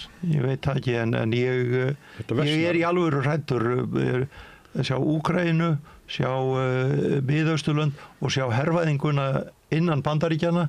Mér finnst það bara vera ókvæðanlegt. Þetta sé bara ókvæðanlegustu tímar sem maður hefur lifað. Já, tek undir þetta. Og ég held að þessi tíðindi þarna með Ísrael og Íran séu gríðarlega alvarleg og ég held að það kemur til með að stigmagnast núna mjög mikið. Það alls konar hópar sem að þarna, þótt að þessi lönd í Miðausturlöndum muni kannski ekki snúast á sveif með þarna Íran eða hinnum, að það alls konar hópar í þessum löndum sem að Íran hefur til dæmis verið að styrkja sem muni fara fullt núna og þeir eru reyndar þarna frekar haltir og skakkir eins og Hizbollah og fleiri, en ég meina við erum að sjá fram á að það verður núna þetta stríð sem að fleiri og fleiri þjóðir muni dragast inn í einhvern veginn. Ef þetta verður önnur lönd þá myndu íslensk stjórnvöld segja að Íran hefði fulla rétt á því að verja sig og svara fyrir sig. Já, það ekki sagt. Já, ég held hins vegar að sko, það er náttúrulega það sem við notað sem tillaástæði núna Ísraelar þegar alþjóða kjarnorkuvopnastofnunin kom fram með skammaði í raun og veru eða ávítur til Írans fyrir að vera ekki uppfylla upplýsingaskyldu sína í sambandi við auðgun úrræðin sem hefur alveg farið frá 2% upp í 60%. Og þá gefa þeir sem eru í stjórn stofnunarinnar og það eru sem sagt Bandaríkjamenn, Þýskaland og Frakkland gefa út yfirlýsingu og sem að 19 kjósa með 11 móti og 11 sitja hjá og 3 móti. Það eru Kína, Rússland og Burkina Faso. Og þeir nota þetta, sko, þetta fyrsta svona, sko, raunverulega alvarlega svona ábendingi til Írans að hálfu stofnunarinnar síðan fyrir 20 árum síðan og þá fara þeir inn. Og ég held einmitt, sko, akkurat, þetta líka, sko, liður í þeirra aðgerðu núna. Út af þeir eru, sko, algjörlega uppræta að þú veist það sem þeir kalla náttúrulega Axis of Evil eða þú veist þetta bandalega gegn sér sem náttúrulega Íran sem á bak við Hamas sem þeir eru að uppræta eða reyna, þú veist, þeir eru alveg meira og minna búin að niður á þeim Hizbollah. Assad farin frá völdum sem sagt í Sýrlandi, þannig þessi vopnaflutningar gangi ekki lengur til Hizbollah í gegnum Sýrland eins og var og og það komið nýr leiðtogi þar sem að Trump að hitta og reyna að fá hann til að gangast inn í Abraham-samkomulag sem gengur út af því að það verið eðlis samskipti á milli Sýrlands og Ísrael. Og núna, hver eftir af þessum? Þú veist, það er svo sem að stendur á baki og hútarnir eru náttúrulega líka í Jemen, já, en þeir, þannig að þeir núna fara þeir og þeir sprengja og mér finnst skilabóðin vera bara, þú veist, þið skulu ekki voga ykkur, ekki halda, þú veist, áfram að styðja við sveitir sem að ógna okkar öryggi, þið fá að finna fyrir þessu og það mjög skrítið út að Trump var náttúrulega átt að hitta sem sagt Íranana í dag til þess að fara í 7. viðræðurnar samning í tengslu við þróun kjarnorku í Íran sem þetta varð ekki og utanríkisráðherra Írans kom á Al Jazeera bara í dag, þetta fyrst sem hann kemur fram og hann að segja að þú veist, hann bara í raun og veru, ég segi ekki biðla, en hann bara að segja, þú veist, þetta verður að stoppa. Þeir svara alltaf fyrir sig, verða að gera það. Þú veist, þannig þetta bara. Þeir svara alltaf fyrir sig. En þeir hafa engan áhuga á stigmögnum og þetta grafalvarlegt mál auðvitað. Þeir eru að sprengja upp kjarnorku, þar sem kjarnorkinu framleitt bara upp á geislavirkni og allt hvað eina. Þannig að þeir eru, minnskosti, að gefa þarna til kynna að þeir hafi verið tilbúin í þessa viðræð, þeir hafi verið að taka þátt í þeim og núna til dæmis þess og Ísrael að halda því fram að Trump og þessa viðræði við Írani hafa bara verið blekkingaleitur þannig að þeir væri ekki út af því þessi árás Ísraels kom mjög óvart allt í einu letu til skara skríða og núna náttúrulega hefur auðvitað síðan Trump sagt, heyrðu, ef þið gangi ekki að mínum kröfum, þar segi í sambandi við þessar samningaviðræður, þá mun Ísrael sprengja ykkur bara, þú veist, aftur til fornaldar eins og gera bara við Írak og svo framvegis, þannig að maður veit ekki hvað liggur að baki, en ég held hins vegar það engin áhuga á því að þetta stigmagnist, þetta dreifist yfir, fólk óttast það, ég held að gerst ekki ég út af því að ég bara svona, ég vil ekki trúa því. Sádi-Arabar eru búin að gjörsamlega fordæma þetta og jú, þeir leifaðum að fljúga þarna eitthvað í gegn en það saman. Ég held að fara ekki þannig. Nú bara glemdi ég því. En það hefði þá ekki verið merkilegt. Nei, en það má ekki gleyma því að það var nú Trump á sínum tíma sko sem að rauf þetta samkomulag sem að var þó búið að gera við Írani og búið að því að voru þarna þvingan í gegn þeim og þá komið samkomulag, svo allt í henni kemur Trump að og segir nei, ég segjum ekki við bóa. Og hann gerir það til að þóknast Netanyahu út að Netanyahu hefur aldrei viljað semja við Írani. Þá er þetta nú bara upprunin held ég að því að þetta hefur gengið svona langt í miður. Já, og það er líka vegna þess að... líka svarti Péturinn í þessu, sko, hvaða afstöðu bandar í stjórnvöld munu taka og hversu langt þau munu ganga til þess að... En við skottumst alltaf eftir þeim, við erum alltaf sammála Bandaríkjunum. Nei. Jú, hver er munurinn? Nei. En við erum alltaf... Við setjum okkur upp á móti stefnu Bandaríkjunum. Við erum alltaf ekki mjög kröftug, en við erum ekki sammála eventulega, sko. Það er sitt hvað, sko. Ég held að það sé almenningur í Íslandi hafi nú almenningur en stjórnvöld hafa aldrei sett sig upp á móti því sem að Bandaríkjamenn eru að knýja í gegn á alþjóðavettvangi. En ég held að Ísrael menn eru hræddir líka hér, það er alveg rétt. En vandamáli er náttúrulega Ísrael, ég meina og Netanyahu sem búin að vera völd síðan 20 ár og hann hefur alltaf verið móti þessum samningum einmitt sem Trump sagði upp í Íran og hann vill ekki semja við hryðjuverka menn eins og hann segir, hann var aldrei verið tilbúin til að taka og þú veist þegar Hamas hefur verið með styrslaginir að semja eitthvað við þá, hvað þá Íran og hann er auðvitað algjörlega mótfallin því að það séu nokkuð svona samningar í gangi, þú veist, hann er og til hvers. En ég held að Ísrael sé komið út á mjög hálan Ísrael nema þeir fái mjög sterkan stuðning frá Bandaríkjunum og þá erum við öll bara fókt. Ég er ekki betur en að svona ráða fólk í Evrópu það segir ekki þetta sem ég var að segja áðan að Íranir hafi rétt á að svara fyrir sig. Þeir segja sumir að bara Ísraelsmenn hafi rétt á því að verja sig með því að koma í veg fyrir að Íranir geti þróað kjarnorkuvopn. Þetta er bara eins og Írak fyrirfram þeim er bara að fara inn í lönd og sprengja þar og myrða samningamenn og eitthvað fleira. Ég sé ekki betur en að okkar heimsluti sé ekki að blessu við þetta. Og það er bara stórhættulegt, það mun leiða til stigmöglunar og við munum fá þetta í andliti sko, alveg eins og við fengið allan enn hernað Bandaríkjanna í Írak og Sýrlandi og í Líbíu og allstaðar bara í andlitið í Evrópu. En það sem ég skil ekki alveg er að þú veist þessi samningar eru í gangi, jú þeir eru óformlegir, kjarnorkuvopnastofnun þarna að koma fram með þessa ákvörðu til Írans en svo það Bandaríkin, Frakkar og Þýskaland sem að gefa út þessa yfirlýsingu sem í raun og veru Ísrael notar sem átölu til þess að fara inn loksins þeir eru náttúrulega búin að tala það lengi að gera þetta. Þannig maður veit ekki alveg hvað liggur á baki. Það er ekki alltaf kjarnorkustofnunin sem segir Ísraelsmönnum að fara þannig inn sko.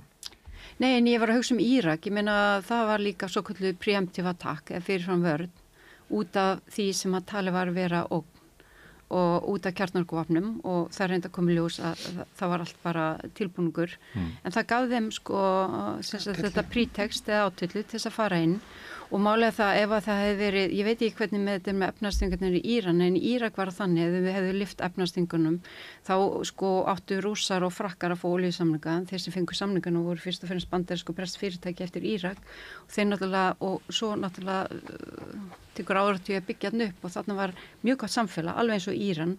Það eru auðvitað stjórnvöld eru ekki eftir svona stjórnvöld en það er gott heilbrigðiskerfi, það er gott menntakerfi, þetta er menningarsamfélag og þýðilegt og það var náttúrulega bara ISIS sem náði yfirráðum yfir þriðjungi landsvæðis í Írak og allt í klessu og þú veist, ef þetta gerst í Íran þá bara auðvitað grafalegt mál. Og mér finnst auðvitað að maður mætti heyra meira í þessum Evrópuríkjum einmitt. Ég held nú reyndar að Íran sko, veitum það fundust nú aldrei þessi vopn sko Írak. Já, en Íran er nú alveg viðurkennt, það kjarnorkuprogram í gangi, sko, og þess vegna var nú kjarnorkumálastofnun að þeir eru komni með getu til þess að framleiða vopn og þeir eru náttúrulega líka komni með kjarnorkubyrki sín neðjarðar. Þeir voru með öll á yfirborði og þeir eru bara auka úrunum frá alveg 2% síðastliðin 20 ára, bara upp í 60%. Þannig að þau eru auðvitað, þú veist, það til hvers Gallin er náttúrulega sá að það fer áróðusmaskinur fara í gang og maður segir, byrðu hverja á maður að trúa? Nei. Var vika í kjarnorkusprengju hjá þeim? Og þó það hefði verið eitthvað viti því fyrir þá að fara að henda einhverjum kjarnorkusprengju í Ísrael? Kjarnorku er náttúrulega, það eru nokkur kjarnorkuríki, það er Pakistan, Indland, Ísrael, Bandaríkin, Rússar. Það hefur engin nota kjarnorkuvopn nema Bandaríkin og Hiroshima. Og þú veist, þetta er náttúrulega sett upp svona sem fæling og ég meina Íran hefur alveg góða ástæðu til þess að hræðast þessi stóru herriki, Bandaríkin og Ísrael ef maður setur sig í þeirra spor. Þannig að þú veist, maður veit ekki, þetta er auðvitað út af þessu ástandi sem maður er.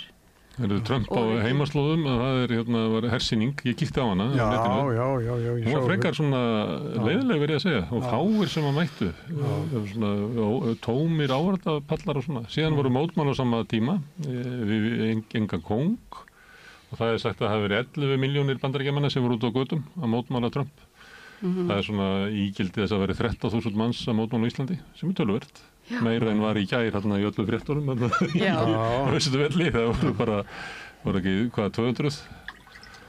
Þannig að því að við höfum svolítið verið að ræða Trump og svona, hann er náttúrulega að ganga, hann er að grafa undan fjölmiðlum, hann er að grafa undan háskólunum, hann er að grafa undan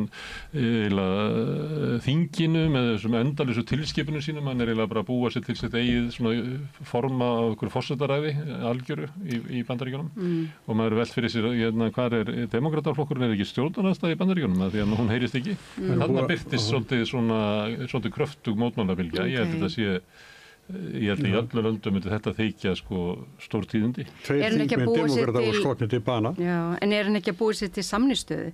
Þetta er náttúrulega, það er ótrúlegt, eftir allt þetta með tollana eins og milli Kína og Bandaríkjanna, þá ákveður hann að hverfa aftur að upprunalega samkomulaginu sem voru 10% tollar á vörur frá Bandaríkjunum til Kína og 40% frá vörum Kína til Bandaríkjanna og allar að hleypa bandarískum námsmönnum aftur inn í landið í staðin fyrir að gera það ekki.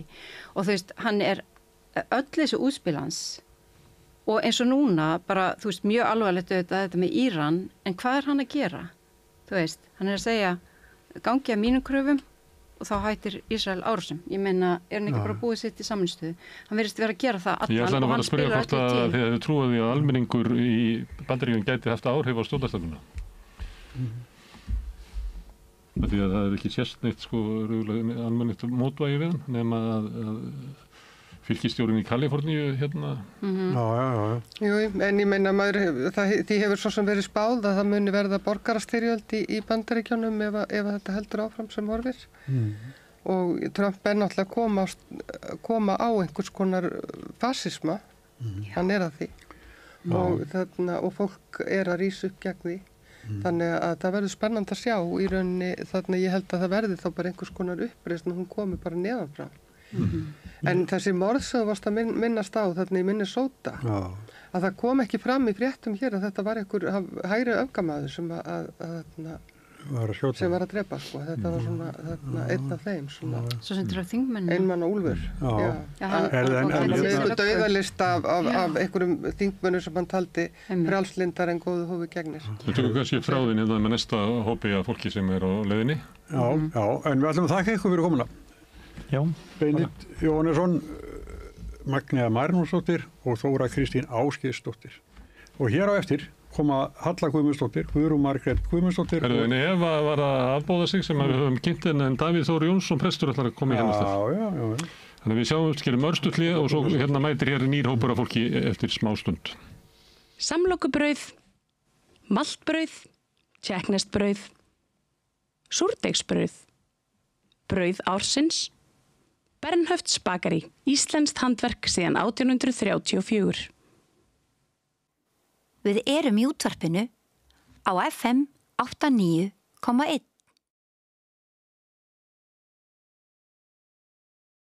Komið sæla nýju. Það eru konið nýji gestir til okkar. Það er Davíð Jónsson, sóknarprestur, Halla Gunnarsdóttir, formaður VAFR og Guðrún Margrét Guðmundsdóttir, mannfræðingur. Við erum öll velkomin. Takk. Við byrjuðum áðan, talaði við fólkið það hvort það fylgdist mikið með ræðum þeirra miðflokksmanna eða miðflokksfólksins. Hafið þið fylgst með þessu? Nei. Nei, ég gat ekki lagt það á mig.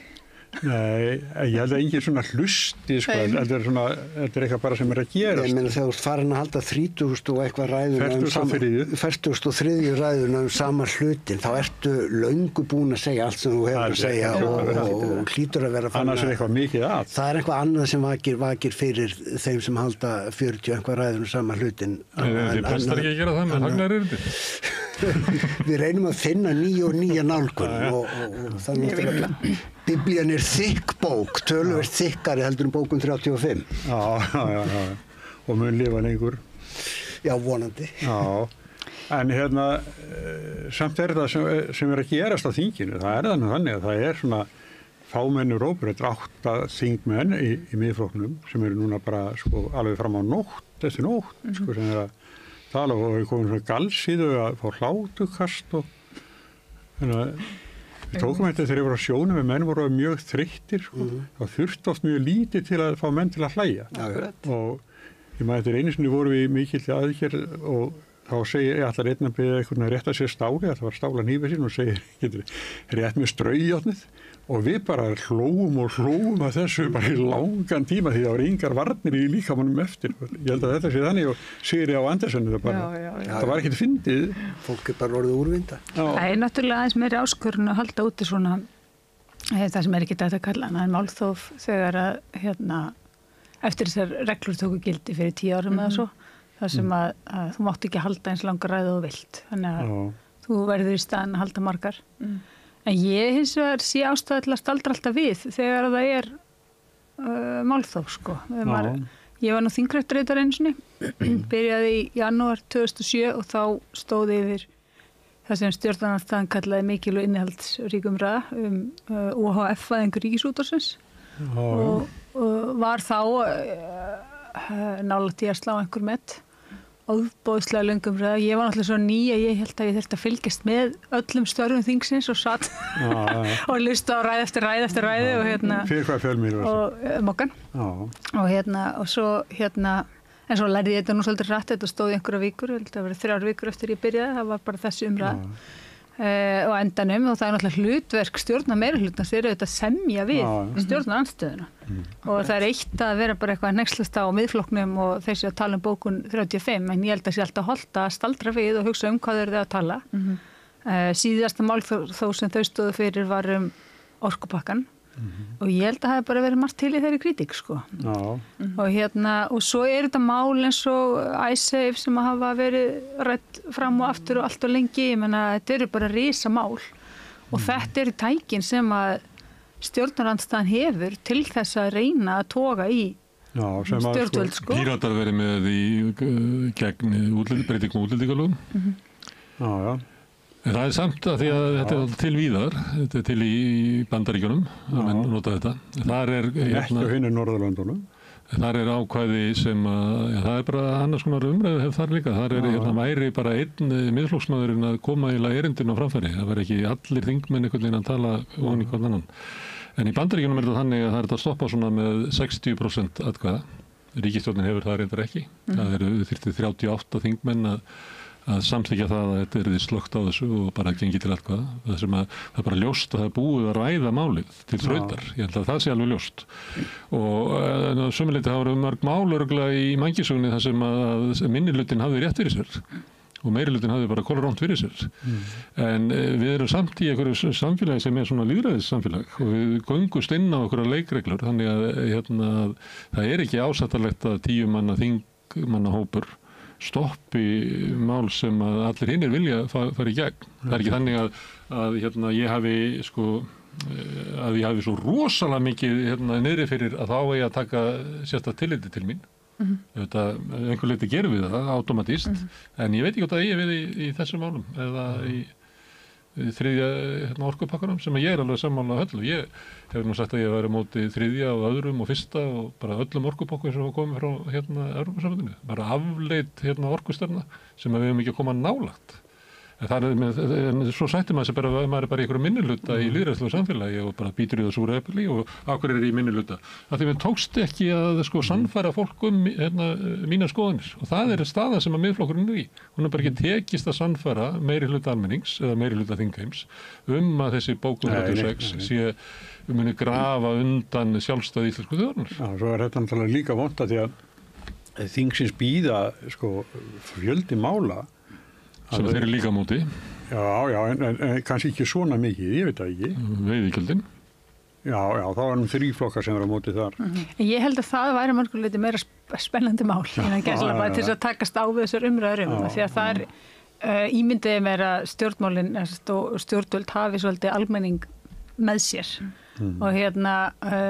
og meðan bókun 35 þar almenningur ekkert eitthvað með skiljið eitthvað rosalega mikið á móti fólk veit ekkert hvað þetta snýst og þetta svona ruglingslega umræða og meðan veiðigjöldin snert eitthvað svona kjarna í pólitík og stjórnmálum og á Íslandi og þar myndi málþóf kannski horfa allt öðru sér við og kalla á svona annars konar áhuga almennings og þetta hefur verið, það var náttúrulega lengsta fyrsta umræða sögunar var veiðigjöldin og það sem var bara tala í fyrstu umræði og en já, ég held að það veri svona mörgulegt áhugaverðara mál til þess að takast á þessu spurningum hvort það væri tímabært fyrir stjórnvöld að segja nei, nú fer þetta í atkvæðagreiðslu. En það væri það í fyrsta sinn sem að það gert, svo heimildir nýtt og og það sem man náttúrulega stjórnvöld hverjum tíma fyrir sig óttast þetta fordæmið af slíku.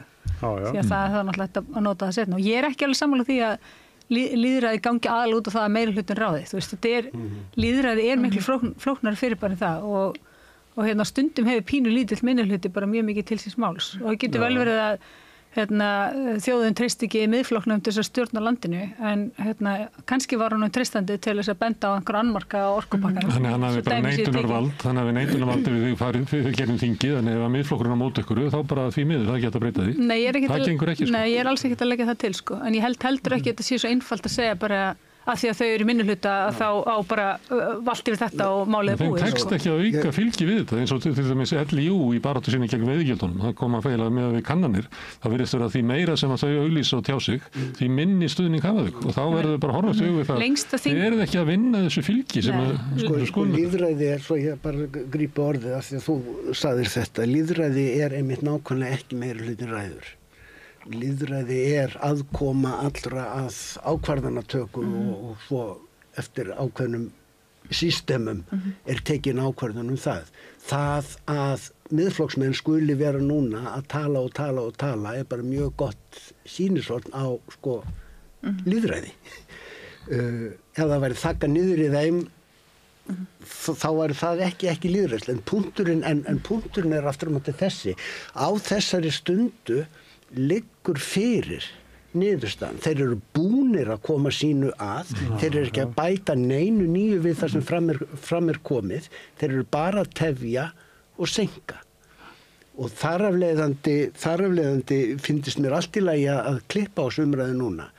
Það er að segja, á einhverjum tímapunkti þá ertu hættur að ræða málið og ert bara farin að tegja lopan og fresta ákvæmum. Það sem þeir að tala gegn meirihlutalýðræði líklega oftast hugsa þannig að meirihlutin getur ekki sett einhverja kvaðir á minnihluta.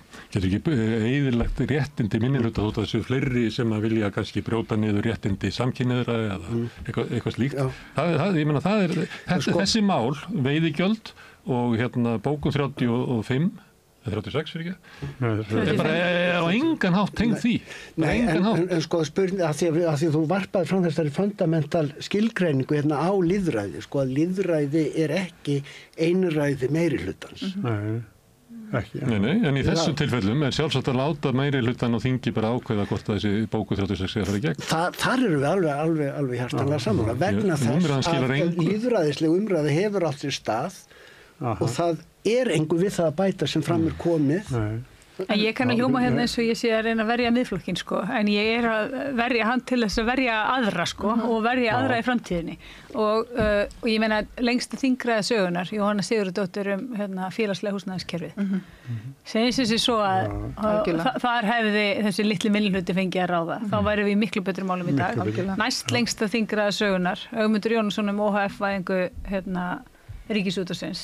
Og ég held að svo þar eftir hafi verið Valdimar Leó sem þurfti reyndar að gera hlé á ræðu sinni OHF-væðingu Ríkisútvarpsins til að pissa og sem hinum tókst að gera ekki. Já, það var alvarleg spurning þá sko í þingsköpum, er í lagi að fara á klósettið í meiri ræðu. En þegar Jóhanna talaði var gert sko hádegishlé og kvöldvarðarhlé og lengsta samfelldaræðan var Ögmundur OHF-væðinguna og minna þetta eru bara rosalega stór og mikilvæg mál í sögu þjóðarinnar.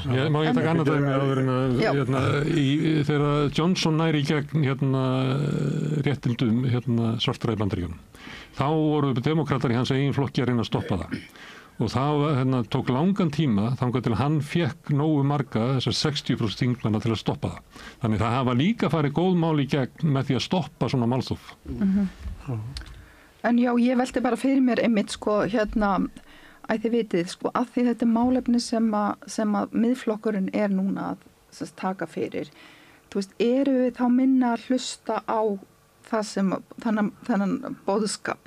Eru þeir, þú veist, snýst þetta ekki bara að þessi bókun 35 kemur okkur eitthvað svona einu skrefi nær inn í Evrópusambandið og þeim ber að verja kjósendum fyrir Evrópusambandinu. Þú veist, ég meina að þetta eitthvað lógík og þetta fundamental atriði fyrir mjög marga, svoleiðis að þetta kannski ekki rosalega skrítið, en eins og þú segir áðan að kannski komið gott, kannski bara pointið komið.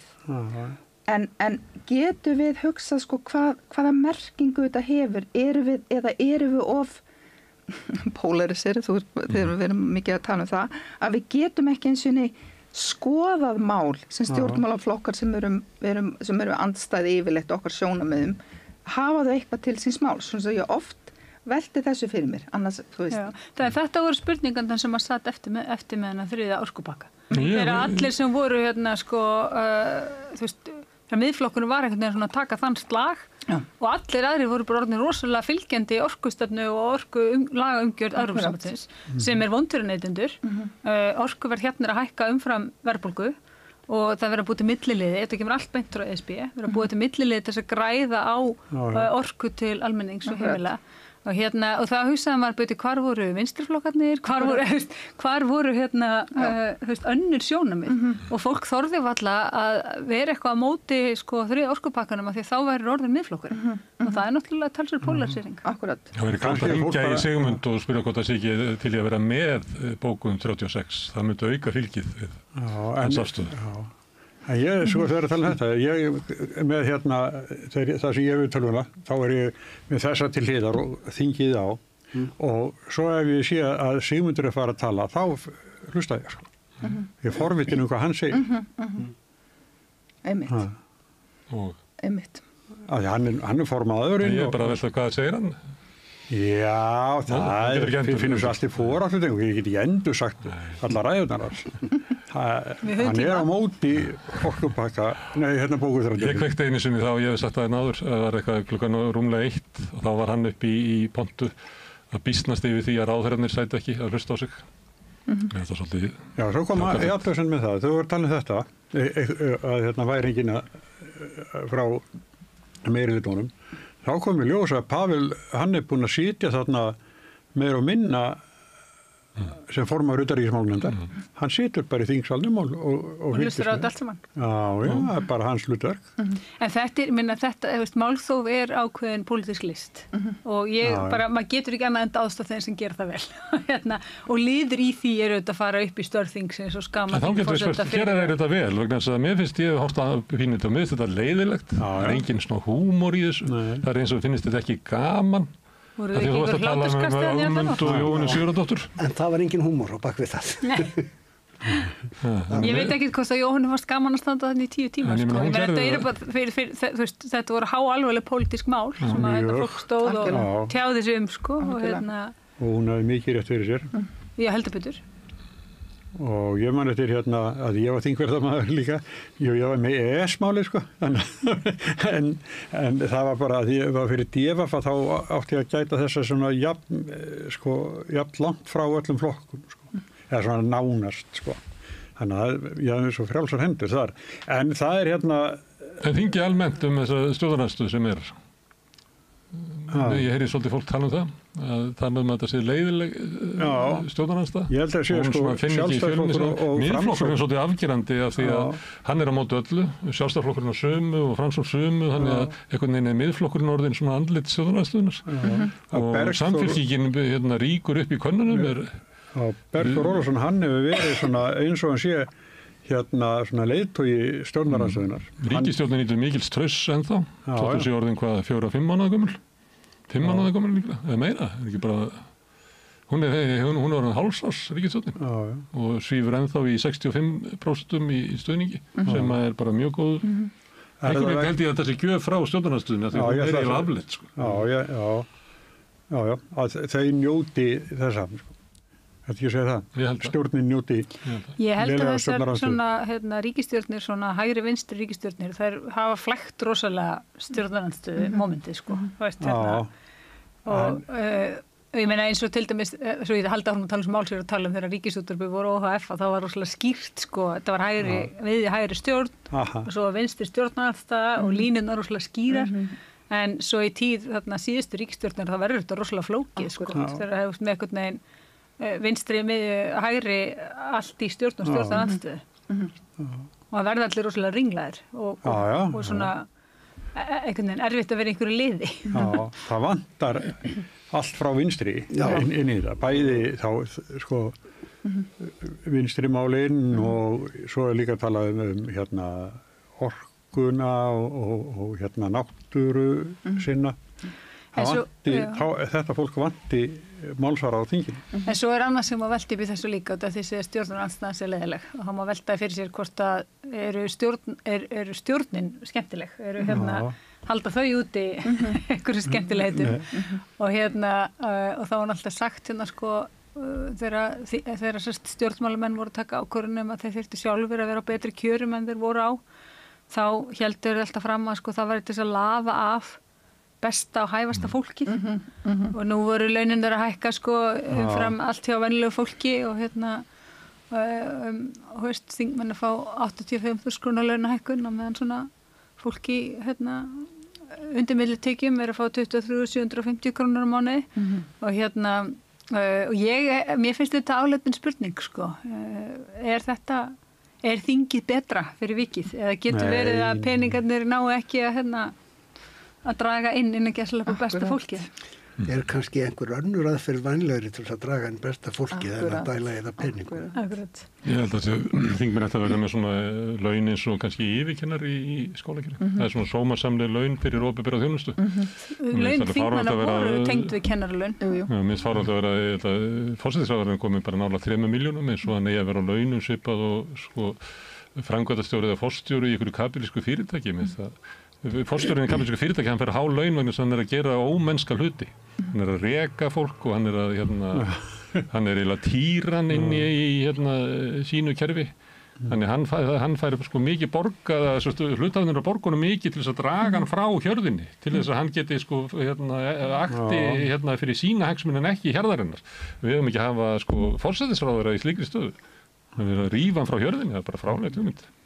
En hvernig finnst ykkur að stjórnin hafa staðið sig, því sem að eru? Ekki illa. Nei. Hún hefur ekkert sjarmerað mig neitt, sko. En ég skal líka alveg viðurkenna það að ég fór í svolítið fílu bara eftir síðustu alþingiskosningar. Ég bara skammast mín ekkert fyrir það, áskildi mér bara rétt til þess, þannig að ég hef ekki verið svona mikið að fylgjast með.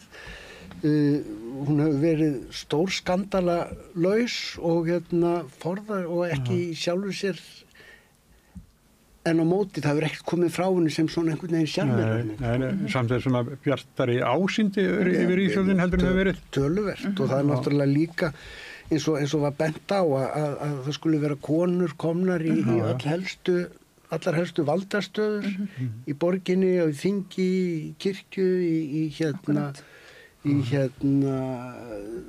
menntakerfinu. Ég held eins og að 80% af þjóðinni sé guðslöndi fegin að sjálfstæðisflokkurinn sé ekki í ríkisstjórn. Ég held að hún líka njóti þess ríkisstjórn. Ég held að sjálfstæðisflokkurinn sé bara nálægt því að vera bara ónýtt vörumerki. Sjálfstæðisflokkurinn á mikilli niðurleið núna og sko fólk skiptist, sko gagvart sjálfstæðisflokkurinn skiptist fólk í tvö horn. Þú kýst hann eða þú fyrirlítur hann. Og voðalega fáir sem eru ekki í öðrum hvorum þessara hópa sko. Sem að þýðir þá að 80% af þjóðinni fyrirlítur flokkinn. Það er það sem ég er að segja. Það er mjög slæm staða. Mér hefur fundist merkilegt hvað þessi ríkisstjórn hefur notið mikill af einselda með að við hvað ég tel að hún sé í rauninni að gera lítið og mjög lítið öðruvísi en fyrir ríkisstjórn. Þá náttúrulega þetta nefna reynda veiðigjöldin sem eru auðvitað stórt mál og þau hafa núverandi utanríkisráðherra hefur verið miklu meira afgerandi í málefnum Palestínu til dæmis heldur en fyrir ríkisstjórn var. Hennar er alveg að nefna svona nokkuð mál. En þau eru líka, sko, eitt þeirra helsta mál var að ná niður fjárlagahallanum hraðar en fyrir ríkisstjórn. Akkurat. Þau eru ofboðslega mikið svona niðurskurðar stefnu orðfæri. Eru að taka peninga út úr menntakerfinu, og reynda kannski eru áhrifin ekki ennþá komið fram, en eru svona sjúga peninga út. Og seldu banka eins og hinn ríkisstjórnin og það var allir á móti í þá og áður en þetta pappamál þarna komið, þá var allir á móti því að selja bankan en nú einhvern veginn fólk ekki á móti sko. Það bara var svo einfalt.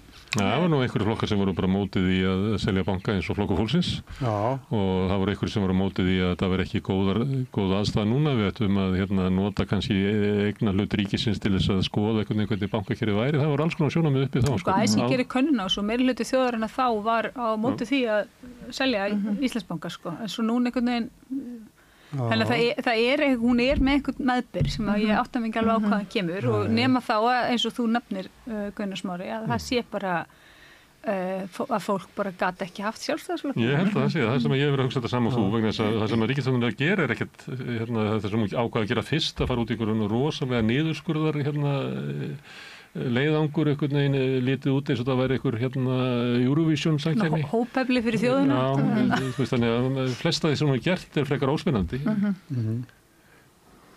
En ég var að velta fyrir mér sko að því að það var komin rosalega þreyta í fyrir ríkisstjórn. Svolítið að mér er það svona ég sem er svona eðli mínu svolítið gagnrýnin að ég hugsaði bara ok, ég ætla að gefa þeim séns. Svolítið að ég hef ekkert verið að fylgjast með þeim neinum svona gaggrínum augum fyrir alvöru, fyrir utan það að mér veist fullkomlega vanta allan friðartón í heimsmálin.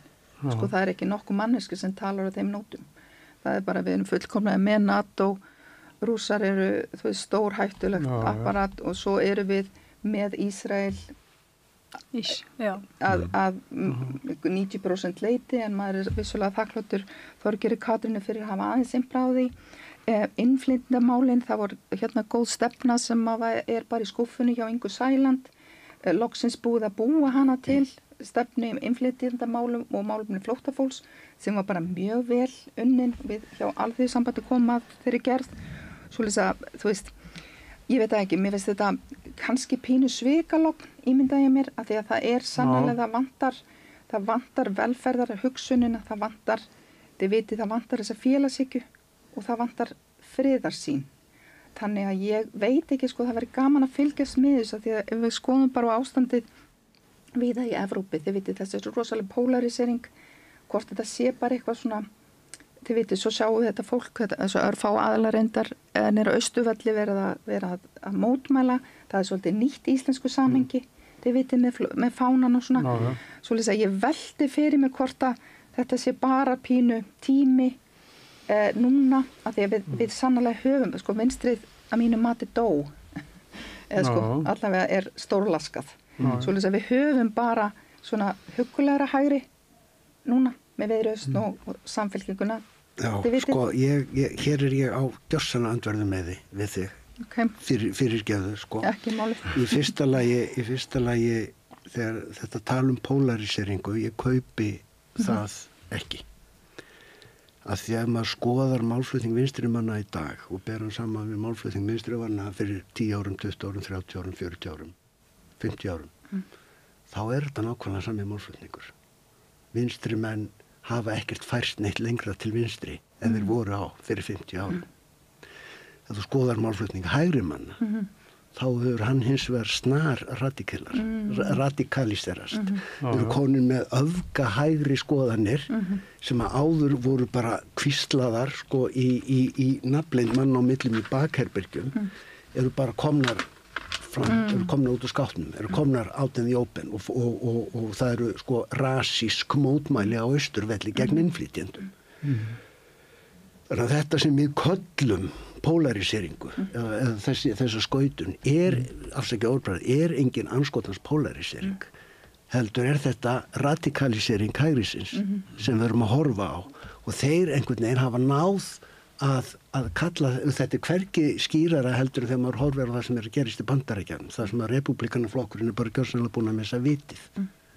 Hann er bara komin út í grímulausan fasisma. Það mjög hjárannilegt þegar maður að heyra hérna á Íslandi segja öfgar til hægri og vinstri. Hvar þessi vinstri öfgar? Það velferðarkerfi eða félagslegt húsnæði? Hvar þessi vinstri öfgar? Gjaldfrjálst heilbrigðiskerfi í almannaeign, það eru nú öfgarnar sem að íslenskir vinstrimenn eru að tala fyrir. Það öll og sum polariseringen eða radikaliseringin sem eiga sér stað á vinstrivægnum. Þannig að en með því að kalla þetta polariseringu, en ekki það sem þetta raunverulega vitskerðing villta hægrisins, að þá einhvern veginn sökinni á ástandinu varpað yfir á fólk sem að bara á nákvæmlega sama stað og það hefur verið á síðastliðin 50 ár.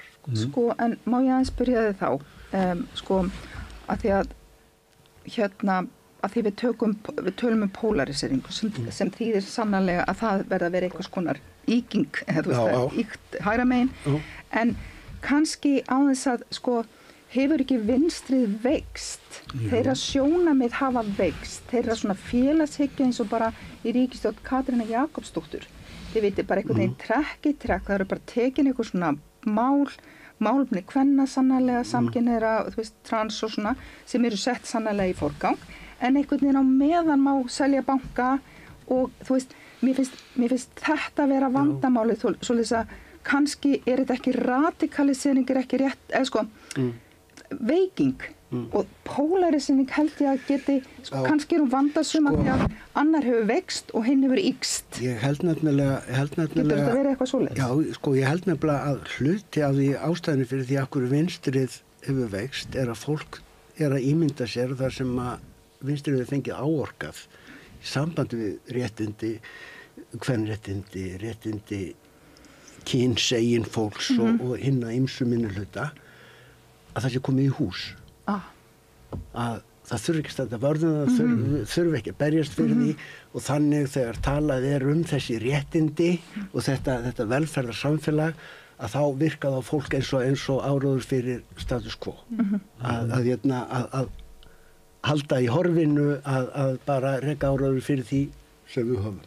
En ekki svona hinn pólitíska tvíhyggja, tvískipting samtímans, annars öfgahægri og hins vegar það sem hefur kallað svona öfgamiðja, svona extreme center.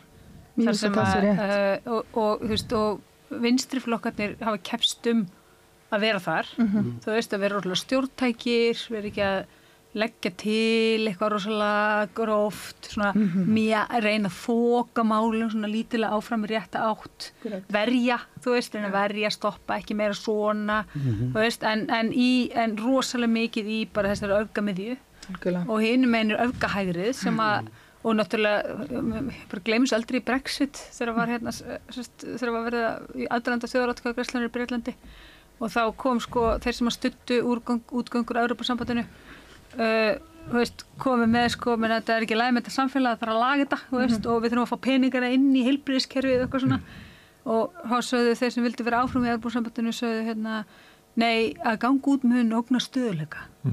Þú getur valið að milli vinstri allir fyrir að verja óbreytt ástand sem hentar vinstrinu ekki. Þú getur valið að milli stöðuleika eða walk in the dark, þú veist, það er bara göngu í myrkrinu.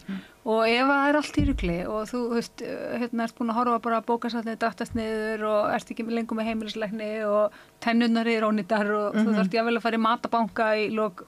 Þú veist, bara fólk á millitekjum sem þarf að leita öllu klingi á heimilinu til að komast í strætó í vinnuna síðustu daginn í mánuðinum. meina, viltu ekki frekar labba eins í myrkrinu, sko. Það allavega einhver séns það kom eitthvað ljós, sko. Þetta vandi sem er víða að vinstrið að verja óbreytt ástand, sem að henta vinstrinu ekki. Vinstrið og sósíalismin gengur út á að selja sko framtíðarlandið, hvernig við ætlum að fara, hvernig við getum haft samfélag okkar miklu betra. En þegar að sko það lendir í því að segja fara að verja allt sem að og svona réttlæta samfélagi sem ekki gott samfélag fyrir sko almenning. Þó að séu hægt að benda á hans konar réttindi sem að róttæk sósíalísk verkalýðsbarátta að skila okkur. Að þá þetta ekki þannig og við sjáum það bara á könnunum hvernig almenningur upplifir samfélagi. Það ekki traust á stofnunum, ekki traust á stjórnmálunum. Akkur þá vinstrið að labba og segja þessi allt í lagi? Nei, sko, Oddný Harðardóttir, fyrrverandi formaður Samfylkingarinnar, hún var hérna hjá mér í vikunni og þá talar hún að það vantar vinstri og þá finnst henni að vera að fara rétt með þetta, að svona, sko, Samfylkingin, hún svona aðeins á jaðri þess að geta verið með einhver vinstri mál. Svona, hún alveg við að þetta yfir. Þannig að Viðreisn ráðandi flokkur í þessari ríkisstjórn. Já. En já, þetta aðeins þessa öfgameðju sem Halla var að tala að þá hún náttúrulega, sko, hún hefur sem sagt, það að vinstri og hægri, sko, hún snýst það að vinstri og hægri eru sammála grundvalla atriði orðið. Þau eru sammála að verja landamærin, þau eru sammála að hafa sem í harða innflytjastefnu, þau eru sammála stríðsrekstunni eins og til dæmis að vera í NATO algjör samkomulag og leggja öll álitamál samfélagsins út á hinn svokallaða markað þar sem hinn ríkur veita svarið. Já, það eins og það hefur bara algjört konformatíð. Hleypa kapitalismann í heilbrigðis- og menntakerfið. Já, en eins og Halla sagði bara aðeins örlítið að gera sársauka minna, svoleiðis að sko, þú veist að mínu mati, já, er þetta mjög alvarlegt og ég segi að vinstrið hafi bara algjörlega gengist á hugmyndafræð nýfrjálshyggju í raun og veru fyrir utan svona allavega þó ekki að koma með neitt svona afgerandi og ég held að síðasta ríkisstjórn hafi bara verið sko, hún bara blákalt þið vitið, hún er alveg hægri stjórn sko. Já, ég veit, en sko við áttum samt að og þessi atriði sem ég myndist á með kvenréttindin og málefni trans og svoleiðis, sko það bara ekki nóg. Þú verður að tækla velferðarkerfi, þú verður að hlúa að innviðunum og þú getur ekki haft endalaust innstreymi af innflytjendum ef þú ætlar ekki að hafa sterka innviði til að taka á móti þeim fyrir kapitalistana. Þú veist svoleiðis að þetta einhver, ég held að við séum vinstrimenn fyrirgefið, ég held að við séum algjörlega sjúk. Þú veist, ég held að við höfum verið algjörlega rugluð í rýminu síðustu 20 árin eða svo. Svona blerismi vinstrisins. Því miður. En síðasta ríkisstjórn var samt líka vinstrisinnar en þessi sko.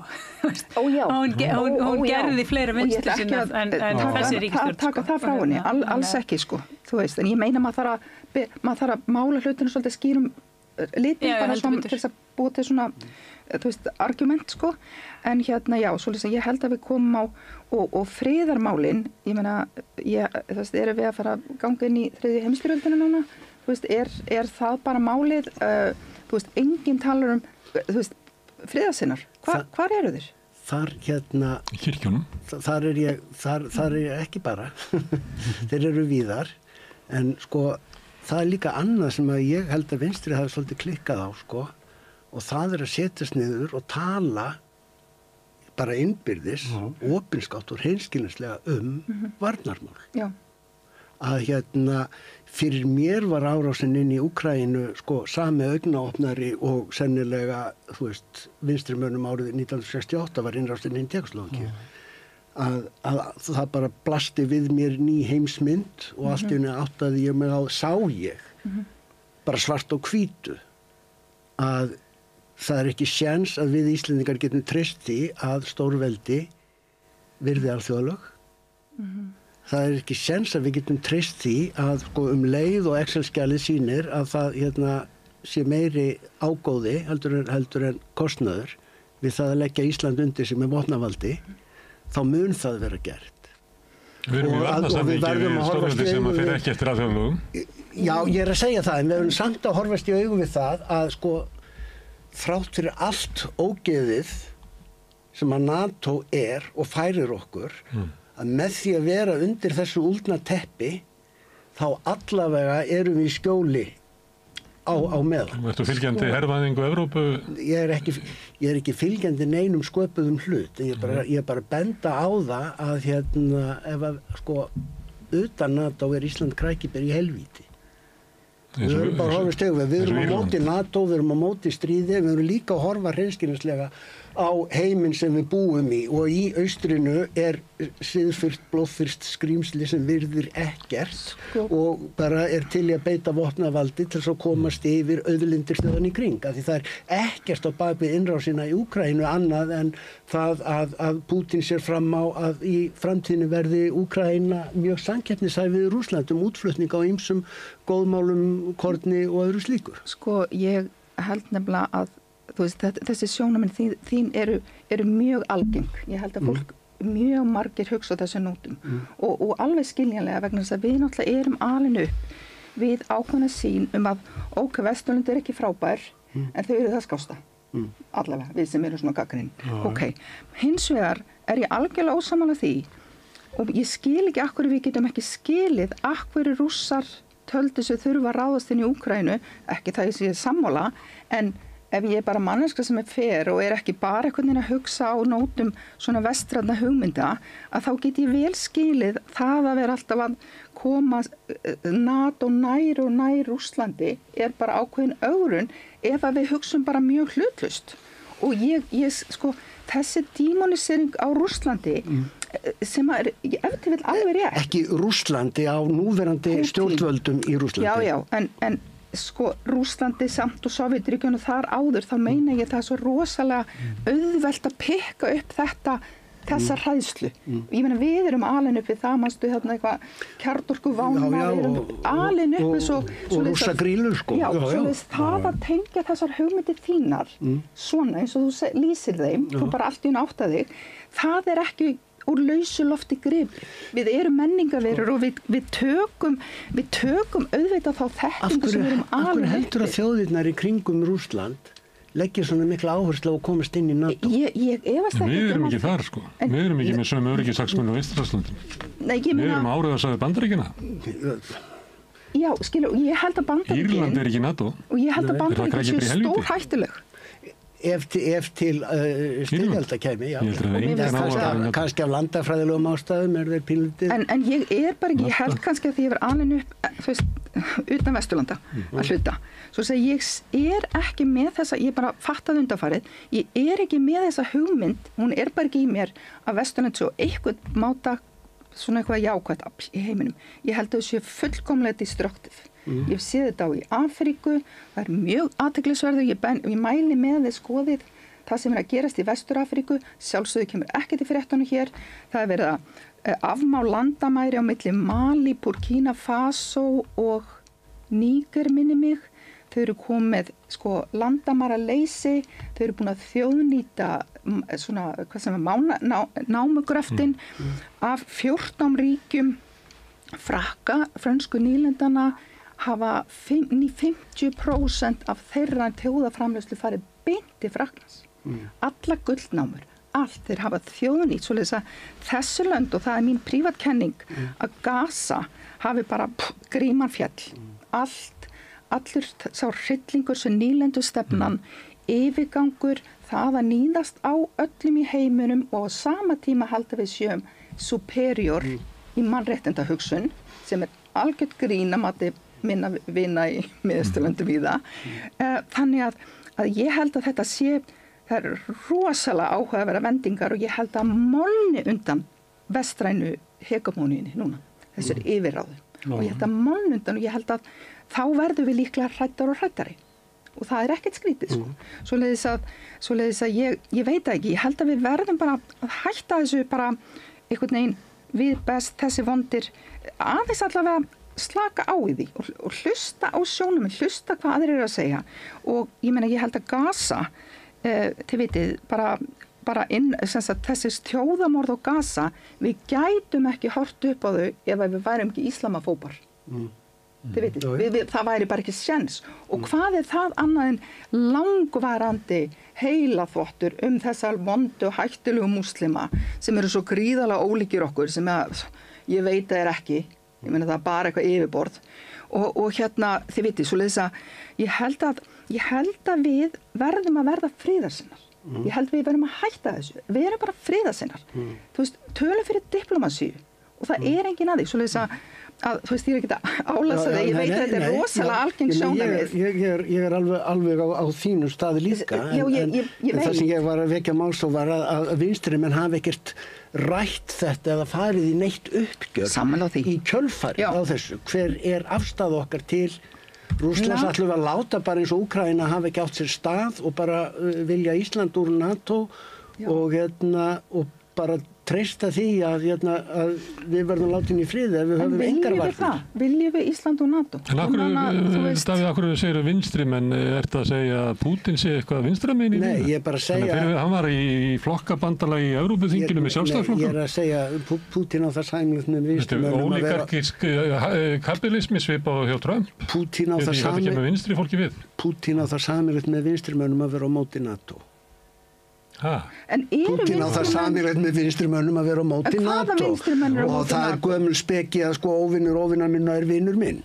Það tenging og þess vegna ég að segja að vinstrimenn hafa til dæmis ekki náð að þvo hendur sínar og ég hef heyrt hér inn í þessu húsi talað varnarmál með hætti sem að ég veit að hefði geðjast Pútín mjög vel. Þú meinar að þeir sem eru á móti NATO séu pútínistar? Nei, ekki endur, ég er á móti NATO. En þeir sem að tala eins og innrásin í Úkraínu hafi verið NATO og Úkraínu að kenna, en ekki Pútín. Að það á einhvern veginn verið eðlilegt og forsvaranlegt viðbragð Pútín að fara inn í Úkraínu vegna þess hvernig NATO hafði hagað sér. Það bara sólít sjónarmið að segja það að NATO tókst ekki að tryggja frið í Evrópu, meðal annars með því að fara austar, vitandi það að það myndi kalla á viðbrögð. Meðal annars með því að taka ekki Úkraínu strax inn í NATO áður en það ráðist inn í landi. Akkur heldur Rússar hafa ekki farið inn í Finnland, Eystrasaltslöndin, af því þau voru komin undir teppið.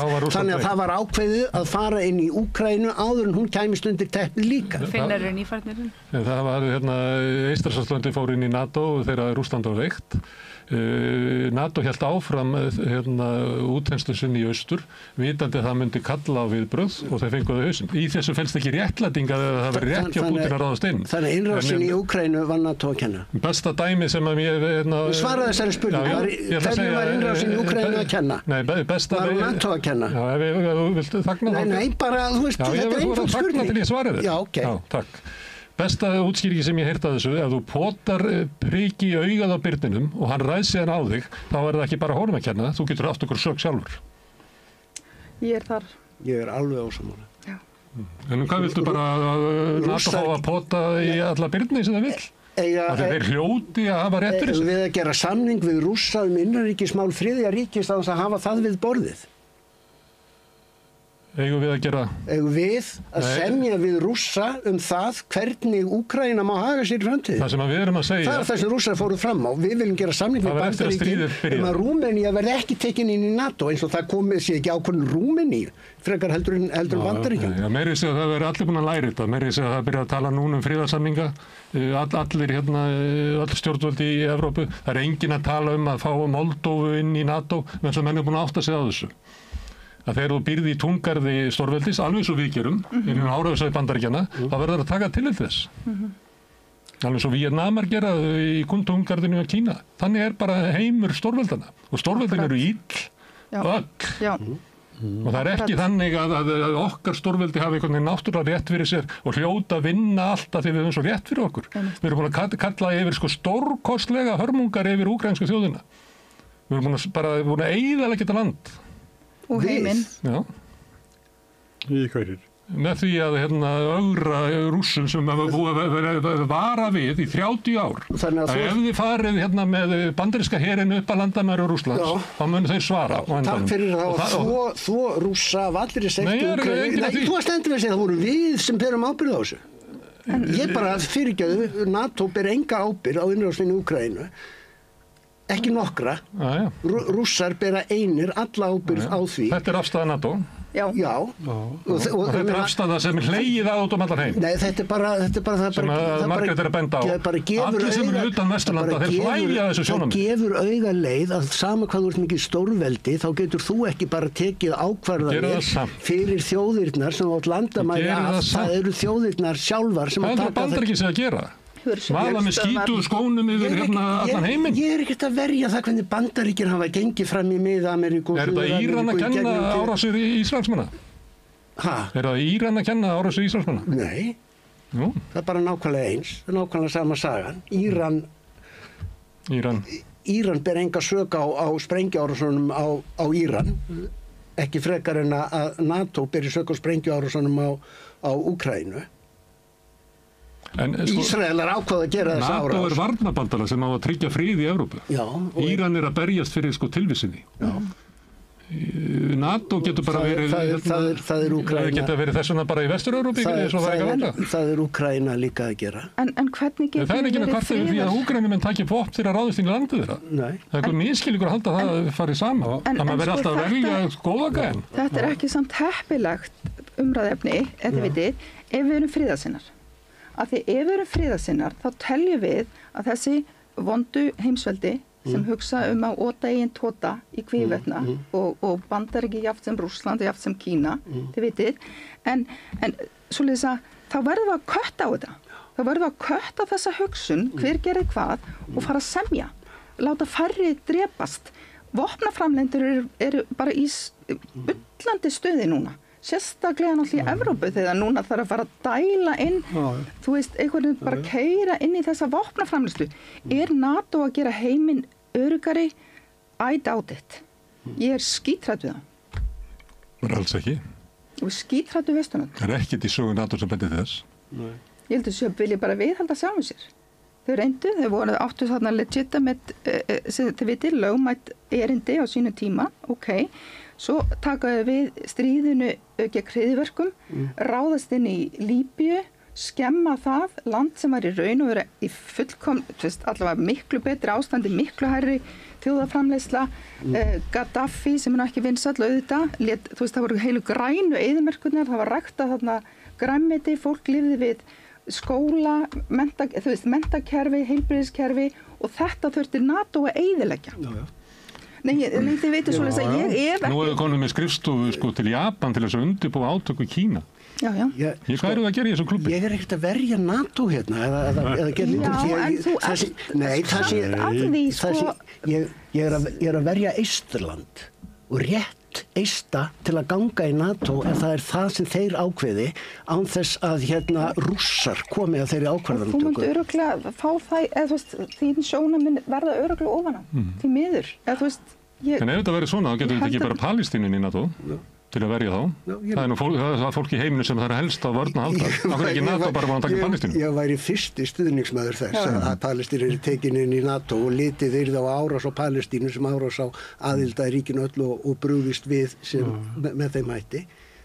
Ég væri fyrsti maður til að styðja það. Ég skal bara viðurkenna að ég veit ekki eins mikið Líbíu eins og þú, en ég veit að stríði gegn hryðjuverkum var löng röð af mannréttindabrotum og ég er ekkert að segja að NATO sé ekki viðbjóður. Ég meina myndböndin af pyntningum bandarískra hermanna og íröskum föngum, myndböndin af vísvitandi morðárásum á óbreytta borgara sem að Wikileaks og svo framvegis. Já, þetta er bara stórveldi. Ég er ekki að verja NATO, en ég er einfaldlega að segja að eftir innrásinni í Úkraínu held ég að við séum öruggari undir þessu draghúldna teppi heldur en nakin á berangri. Ég held að ekki verið Íslendinga að kaupa vopn til þess að drepa Rússa á vígvöldunum. Ég held að grafi undan öryggjum. Enda held ég að það sé betra fyrir þjóðir sem eiga vopnageymslur fullar af vopnum að ganga í þær og gefa Úkrænumönnum. Ég held að aðstoð okkar Íslendinga, ég var á móti því, ég held að aðstoð okkar Íslendingar sem vopnlausar þjóðir hefði átt að vera fólkin í einhvers konar neyðaraðstoð eða mannúðaraðstoð sem við erum aflögufærum frekar heldur að draga upp peninga til þess að kaupa byssur af bandaríkjamönnum eða þjóðverjum, sko. Við látum þjóðverjum og bandaríkjamennina gefa byssurnar. En þú veist, ef svo fer sem horfir, þá verðum við ekki lengur að tala það hvort að við eigum að senda vopn eða neyðaraðstoð til Úkraínu, heldur hve margar líkkistur við eigum að senda þangað og hve margar þeir eigi að vera í barnastærð. Það ástæðið sem núna. Já.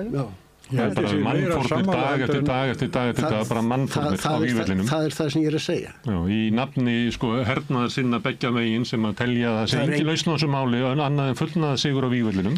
Jú, það til lausn á þessu máli. Og hvað eiga margir að deyja á því altari? Sem að hefur verið teiknuð þannig að Rússar fái allt sem að þeir biðja gegn því að hætta að níðast á Úkraínu. Og þar með búið að verðlauna Rússa með landi og auðlindum fyrir að míga á alþjóðalög.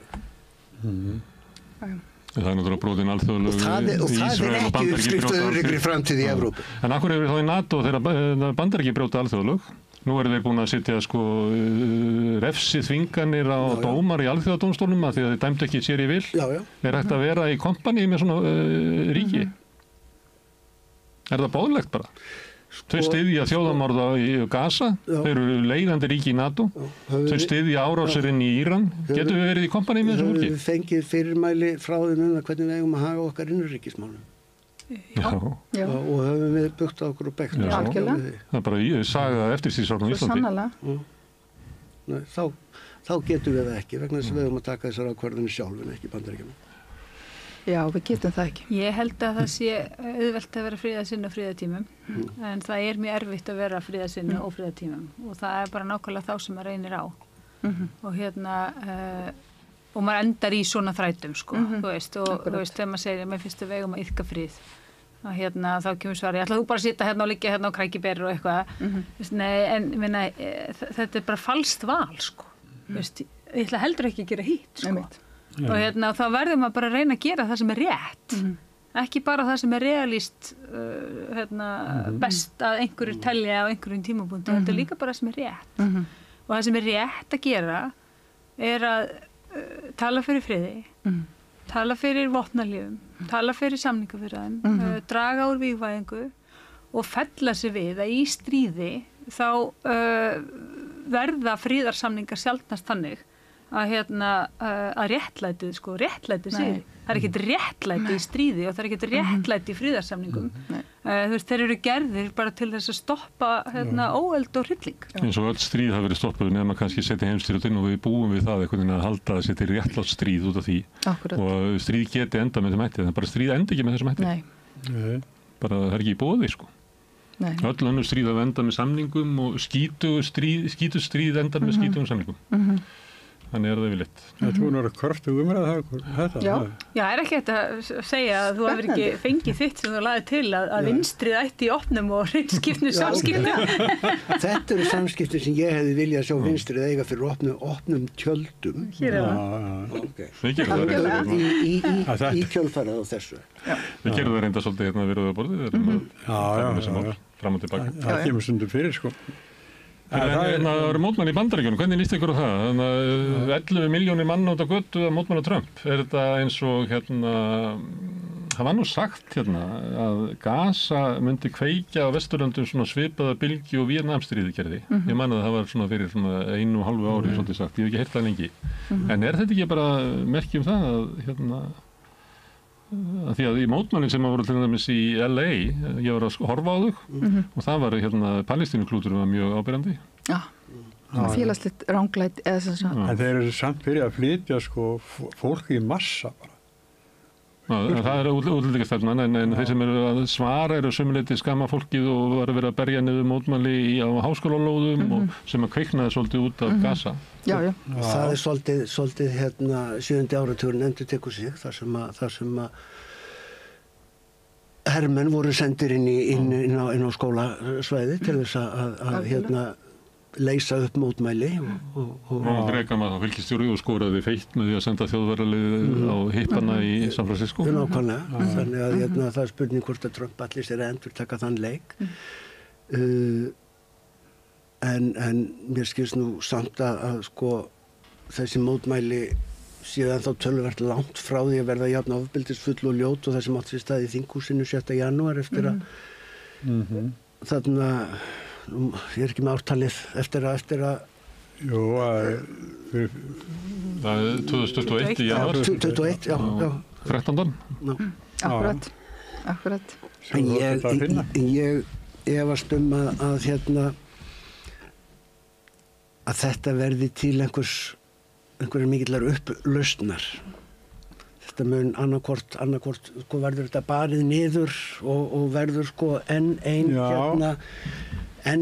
bletturinn á ferli Trumps sem honum er skítsamum en það sér ekki á svörtu skilur við sko, þetta er svo margt fólk sem að taka þátt í þessu eða þetta er svo erfitt að ráða við fjölda þetta mun fjara út einfallega því að fólk hefur ekki seglu til þess að halda þessu til streitu og það er verið að kalla út herinn til aðstóða og bandaríkin eru þannig samsett að þó þetta séu sjálfstæð ríki í einhvers konar bandalagi þá er réttur ríkja til þess að segja sig úr þessu bandalagi nánast engin þannig að við erum ekki að fara að horfa neina upplausn bandaríkjana En þetta er náttúrulega ofboðslega fátítt að herinn sé kallaður út sko gegn vilja fylkisins sko. Það var ekki óskum aðstóð sko, heldur sendir forsetinn þegar staðinn og nú eru náttúrulega mótmælin hluta sem mótmælin verið sko Bandaríkin er ekki konungsríki sko verið engin kongur í Bandaríkjunum það er svona hluta mótmælinum og einhverstað verðum að er bara út af stöðu Bandaríkjana og tala um nánu samband Íslands við þetta stórveldi að vonast til að það verði til einhver svona raunverulega andspyrnuhreyfing því ekki hefur demokrataflokkurinn náða að halda upp einhver andspyrnu eða vörnum fyrir það svona það litla sem eftir að líðræði. En þessi náttúrulega Gavin Newsom hann er núna það lítið til hans með einhver svona smá von og hann er í ákveðin stöðu til þess að vera með smá svona mótspyrnu og maður verður að vona það að það takist og að því að þið voruð að nefna mótmæli fyrir áratuga að það auðvitað var það voru það mótmæli innan lands í Bandaríkjunum sem að vísu sem að áttu stóran þátt í því að Víetnamstríðið var stöðvað að vísu á tíma þar sem að bandarískir hermenn voru að láta lífið og núna náttúrulega er bara fólk alltaf bara bomba á lofti og þannig að það er svona það er engin bandarískur þegn að láta lífið þráttur í stuðning Bandaríkjanna við En mótmælabylgjan þá gróf svona undan það sem þetta heita lögmæti stjórnvalda og stjórnvaldu var ekki fært á að halda áfram með Víetnamstríð. Akkurat. En ég er að segja sko að mótmælin voru samt, þau voru líka persónuleg af því að þeirra eigið fólk var að deyja sko, en ég veit ekki hvort að þú hefur sömu hvatana núna sko, en Það voru margir palestínumenn sem eru að mótmæla í háskólanum. Ég hugsaði þetta alltaf þegar ég að labba og tek þátt í palestínugöngunum hér og maður er í þessu máttleysi og bara hvað maður að gera og náttúrulega aldrei gera nóg og allt þetta en þá hugsaði alltaf bara eina sem hefur stöðvað svona stríði fólk og við bara verðum bara að reyna og bara að labba og stundum við látum og stundum við þögn og og bara það er það sem hefur getað stöðvað svona og mjög mikilvægt þær göngur af því að þær göngur kröfunar eru vopnahlé að þjóðarmorðið verið stoppað og að fólki fái hjálp. Þetta eru sömu kröfur og alþjóða dómstólar eru að fara fram á. Þannig að þeir sem eru í göngunni, þeir eru að framfylgja lög og rétti í samfélaginu. En stjórnvöldin eru þar fyrir utan. En að því ég myndi þetta á Johnson áðan, út af filibusters, að stoppa Málþóf. Hann sendi líka þjóðvarliðið inn í ríki gegn vilja fylgjana til þess að fylgja svörtu börnum í skóla eins og þau höfðu rétt á að gera. Þannig að hann greip inn í það framfyrir hendunar. Það er einhverjir Trump megin í lífinu sem að telja að þetta sé bara sambarlegt ástand að Kalifornía sé að leysast upp í stjórnleysi og fólk bara hlýði ekki lögum sem eru sett það sem á að vísa fólki úr landi, það er búið að samþykkja þetta og þeir ætla að standa í vegi fyrir því og þess vegna verði ég að senda hann inn til þess að framfylgja vilja meiri hlutans eða eitthvað. Það er mælendaskrá, ég er búin að lokinni, nema einhver Það eitthvað mikið mál, tjá sig. Ég eiti öllum mótnunum í að skoða Íran og Ísrael. Já. Til hlítar. Já, það reyndar hérna á dagskráni, já. Já, nei, ég meina það bara hefur náttúrulega legið fyrir hjá Bandaríkjunum það eru mikil þrá að ráðast inn í Íran. Ég meina alveg síðustu... Það er samt tregða til þess að gera það. Já, verið tregða vegna þess að það hefur verið gerða svona síðan 2002 svona eitthvað svona hermi eða eitthvað svona, þið vitið, eitthvað svona hernaðarlegar æfingar og hefur alltaf komið í ljós að það er ekki hægt að vinna Íran. Íran er bara miklu flóknara heldur en, þið vitið, ég meina, þú veist... Þú getur ekki unnið á lofti. Þú vinnið það ekki á lofti, þetta eru, þú veist, þau eru með landamæra 7 ríkjum, þetta eru 90 milljónir manna, þetta er bara miklu flóknara en svo. Plús það að það er svona þessi hugmynd, sko, þú ert í trúalegu stríði. Þú veist, fólk sem er í trúalegu stríði, það er miklu sterkara.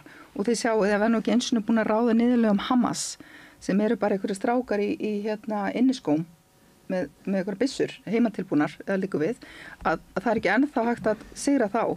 Svo hvað ímyndið ykkur með Íran? Eina vandamáli með Íran að það er náttúrulega mjög einangrað, þú veist, það hefur náttúrulega ekki verið mjög vinsælt og það er náttúrulega þessi Axis of Resistance, hvað segir við Andof, öxulveldana og þeirra svona, hvað segir maður, svona proxy liða eins og til dæmis Hezbollah hefur verið náttúrulega mjög veikt, er orðið miklu veikara í Líbanon en var. Þið sjáu stuðning frá Sýrlandi, hann er ekki lengur til. Hútarnir, bless them, þeir eru eitthvað að rembast skiljiði og eru náttúrulega að ná svoleiðis að sko þetta eru, þú veist, ég meina þetta getur eiginlega ekki farið vel.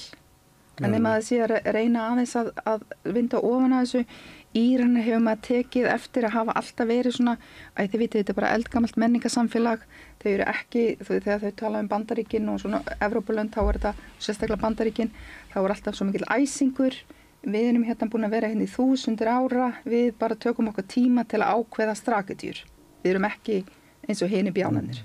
Það er svona hugmynd, eins og Íranir tala um sjálfa sig. Svo sem maður veit ekki alveg sko hvernig þetta fer en svo er þessi látalæti í Trump voru rosalega áhugaverð. Einhvern veginn bæði fyrst segist hann hafa ekkert vitað af þessu eða Bandaríkjunum ekkert vitast af þessu. Svo kemur nú annað í ljós sannarlega og hann þarna í miðjum kjarnorku samninga viðræðum ákveður sko nokkrum dögum fyrir þessa 7. samningalótu að samþykja að það sé ráðist inn í landi og þá séu drepnir nokkur af þeim einstaklingum sem eru viðriðnir samningana. Svoleiðis að, þú veist, aftur eins og þegar Hania, sem það stjórnmálaleiðtogi Hamas-samtakana var tekin að lífi í Íran. Ég meina, í miðjum samningaviðræðum. Þú veist, þetta er svona einhvern veginn þeir spila þennan leik, svo að það er bara augljóst. Það er verið að reyna að viðhalda stríðinu. Viðhalda einhvern veginn það að vera að reyna að koma og auðvita eitthvað svona draumur að það verið breytt stjórnarfari í Íran. Sannarlega margir í Íran eru þreyttir á þessu ömurlega stjórnarfari þar. En það breytta stjórnarfari í Ísrael, er eitthvað þetta þau? Hvernig stjórnarfar? Í Ísrael? Ég meina, hvað með það? Skiptu stjórninni þar?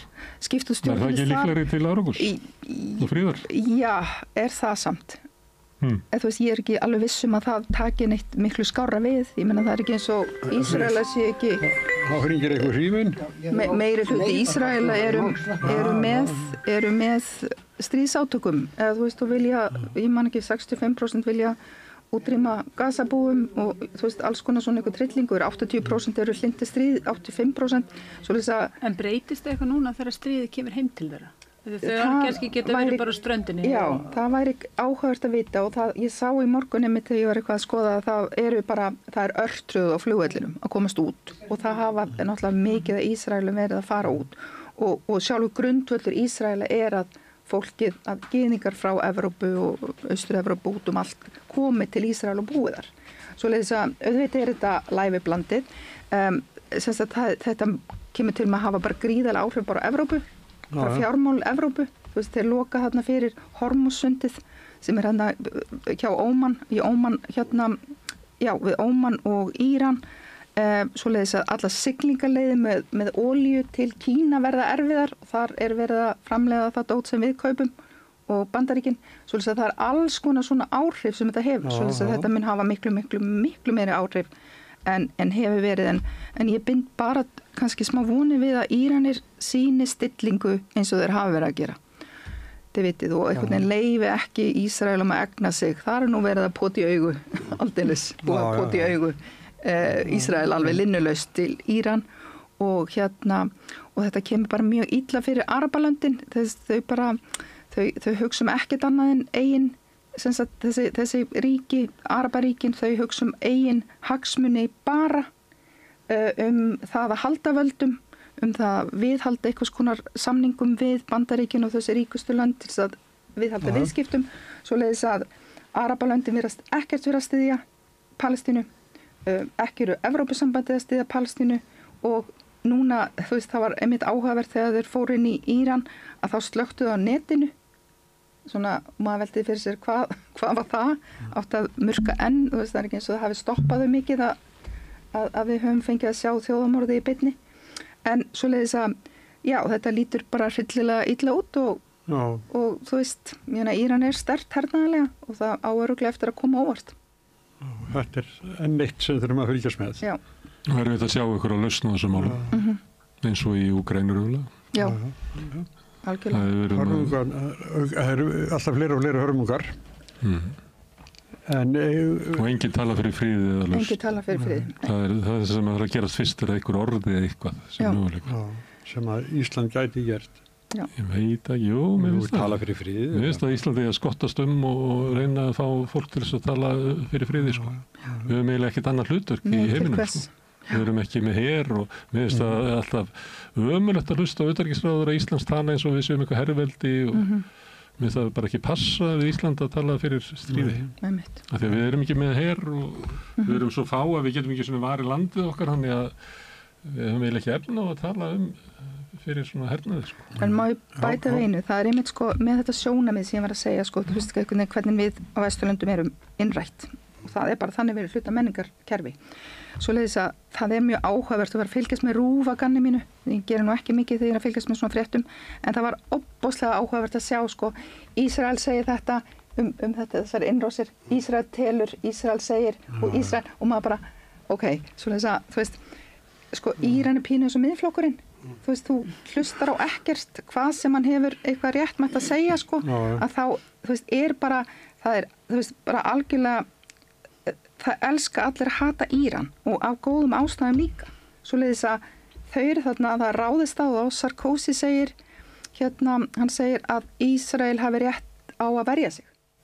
Undan hverju sem Já, svoleiðis að Evrópa er fullkomlega stríðsóð að þessu leitið að allavega styðja Ísrael út í opinn dauðan.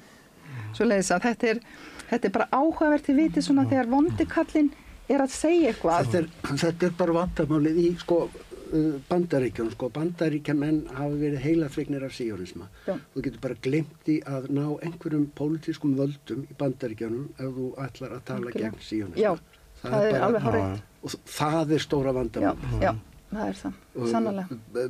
Bernie, Guð blessan, hefur verið að tala gegn, þannig að það er svona einn og einn furðufugl eins og Bernie frá smáríkinu Vermont sem að nær kjöri þrátt fyrir að vera ekki síonisti en þú veist, hann er svona undantekning. En niðurstaðan í þessu þessu tali er það í gamlan texti af Bubba Mortens þið munuð öll deyja. Það er þetta verið vita lengi að ekkert okkar lifir. Já, ég veit þetta. Nei, ég er svona fyrir orðaðastum við gleymum raunverulegt að það er miklu meiri uggur í fólki núna heldur en að vera sem ég man eftir. Já, hvað sem við erum. Algjörlega afstæðar. Ég ólst upp og við fleiri sennilega í skugga þessarar kjarnorku vá. Algjörlega. Þegar ég er 17 ára sennilega kemur það sem þú varst að vitna í geislavirkir með utangarsmörnum og kofverið að þeir standa í Reykjavík og fórna höndum og það er kjarnorku sprengja í Keflavík og þetta var bara framtíðin sem við vorum að tikka niður í.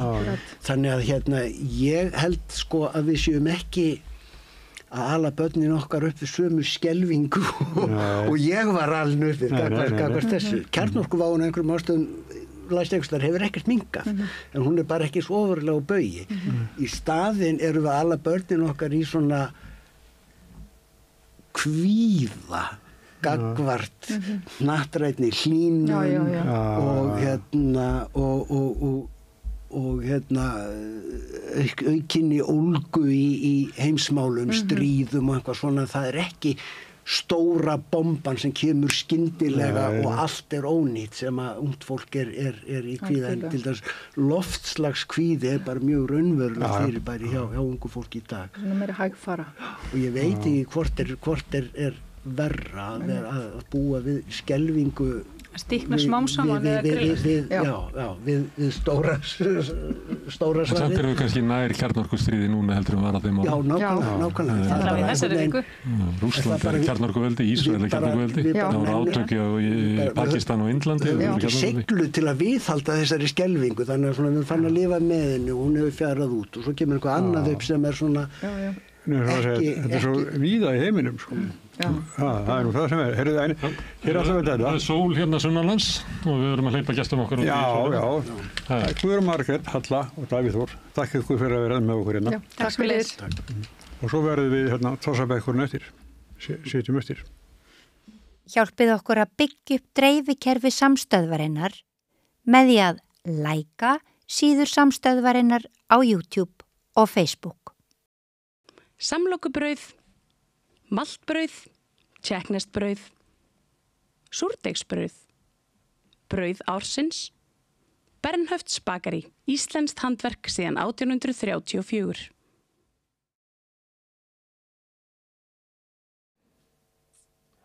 Já, heyrðu, við ætlum að tala pólitíkina, það stendur þarna í dagskrárkynningu, ræða pólitík, taka púlsinn á pólitíkinni.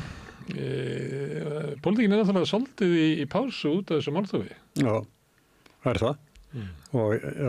Og því það sko önnur mál sem verða að komast að og þetta náttúrulega galli að nokkru þingmenn geta bara hertekið alþingi dögum og nóttum saman, sólarhring eftir sólarhring. Núna þeir hafa verið með sko á dagskrá mörg mál, en núna í dag bara Miðflokkurinn og orku, bókun 30. En það sko, það það getur vel verið sko, að það sunnudagur í dag sko, þá hérna dagskrá fyrir Miðflokkinn, svo getur vel verið að verið allt öðru dagskrá fyrir morgundaginn. Sko, það ekkert samkomulag á milli flokkana. Maður myndi horfa á þetta og segja, það ekki að skjóta þarna málum sem allir eru sammála það náttúrulega svoleiðis mál, það eru bara leiðréttingamál og fleira sem að bíða afgreiðslu. En á meðan það ekki samkomulag á milli þingflokkana, þá ekki samkomulag að hleypa því framfyrir, sko. Þannig að það eiginlega vantar, það vantar Nú segir það eitthvað hlýja á þinginu núna, hefst aftur klukka 15:20. En kannski verið að reyna einhverja samninga? Ég veit ekki, heldur að það sé ekki bara ríkisstjórnin sé að reyna að þreyta Miðflokkinn, gera þetta svona óvinsælt. Að því að funda hlið sko, á kannski möguleiki að þeir hafi sýnt eitthvað á spili sín. Já, það erfitt, þú veit að í þessu þá erfitt að stoppa.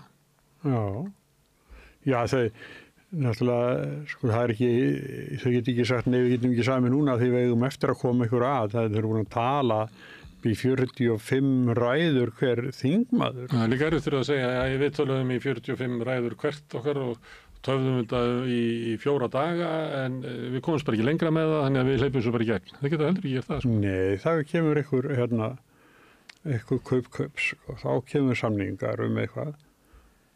Og þá geti ríkisstjórnin sagt, ok, við frestum þessu bara með bókunina, sem ég held að sé ekkit sko aðkallandi mál.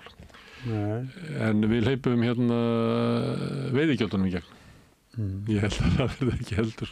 Það verður átök þar. Mér finnst bæði, náttúrulega Miðflokkur og Sjálfstæðisflokkur alveg einörð í gegn því máli og mér finnst líka komur óvart hvað sko Framsóknarflokkurinn til í að fjárfesta í andstöðu við breytingarlög á veiðigjöldum.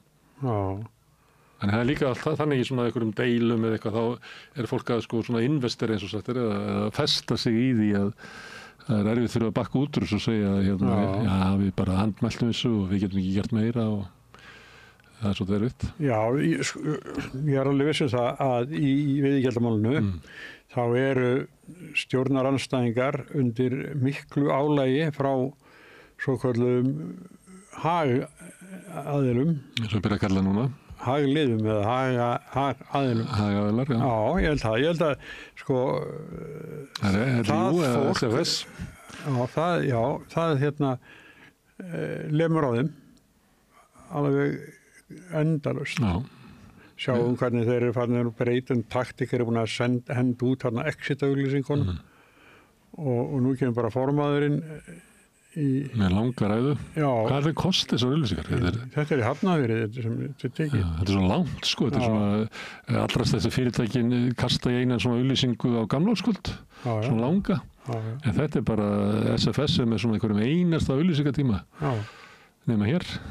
Já, nema hér, já, skrítið. En mér fannst ég einhvern veginn misti þráðinn í þeirri auglýsingu. Hún byrjaði eitthvað að tala eitthvað gamalt áramótaskaup og eitthvað svona, ég bara misti þráðinn. En það býst maður svo sem ekki við að fara að heyra eitthvað ný tíðindi í þessu. Þetta nú bara sami málflutningurinn, það eins og með málþófi, þetta allt komið fram fyrir löngu síðan. Já, en þetta býður þings og þjóðar. Ég held að verið 2023 og þá var svona, þá var eiginlega ríkisstjórnin Katrínar Jakobsdóttur og Bjarnar Ben og Sigurður Inga ekki í stuði þetta, ég held að það verið verið að deila hval og bara allan anskotan. Að þá allt í einu mætir stjórnarandstaðan til þings og þá bara hendir ríkisstjórnin öllum málunum sinum og bara allir sendir heim. Ekki sami raunverulega, það var bara einhliða uppgjöf stjórnarliða að bara koma engu í gegn. Og verður bara allir hissa, sko. Voruð ekki alveg áherslu. Þetta hafði ekki gerst áður. En heyrðu, ég var hérna í vikunni, þá voru hjá mér 3 fyrrum þingkonur, Kristín Ásgeirsdóttir og Álfheiður Ingadóttir og svo Oddný Haraldóttir. Og við vorum að tala um málþófið og kvöldvinnuna hjá þeim og svona. Og þá sögðu þær Álfheiður og Oddný, þær sátu þing sem að því lauk ekki fyrir en ég man ekki bara sent í ágúst. Það var eiginlega ekkert sumarfrí, sko. Það var ekki þetta bara 2009 eða? Já, mögulega, ég man ekki. En svo og þau voru líka milli jól og nýjárs. Já. Þannig að þau, sem sagt, töluðu, sem sagt, sumarfríið og jólafríið af sér, sko. En það ég fór og tekkaði þing 2009. Það sérst eftir kosningarnar.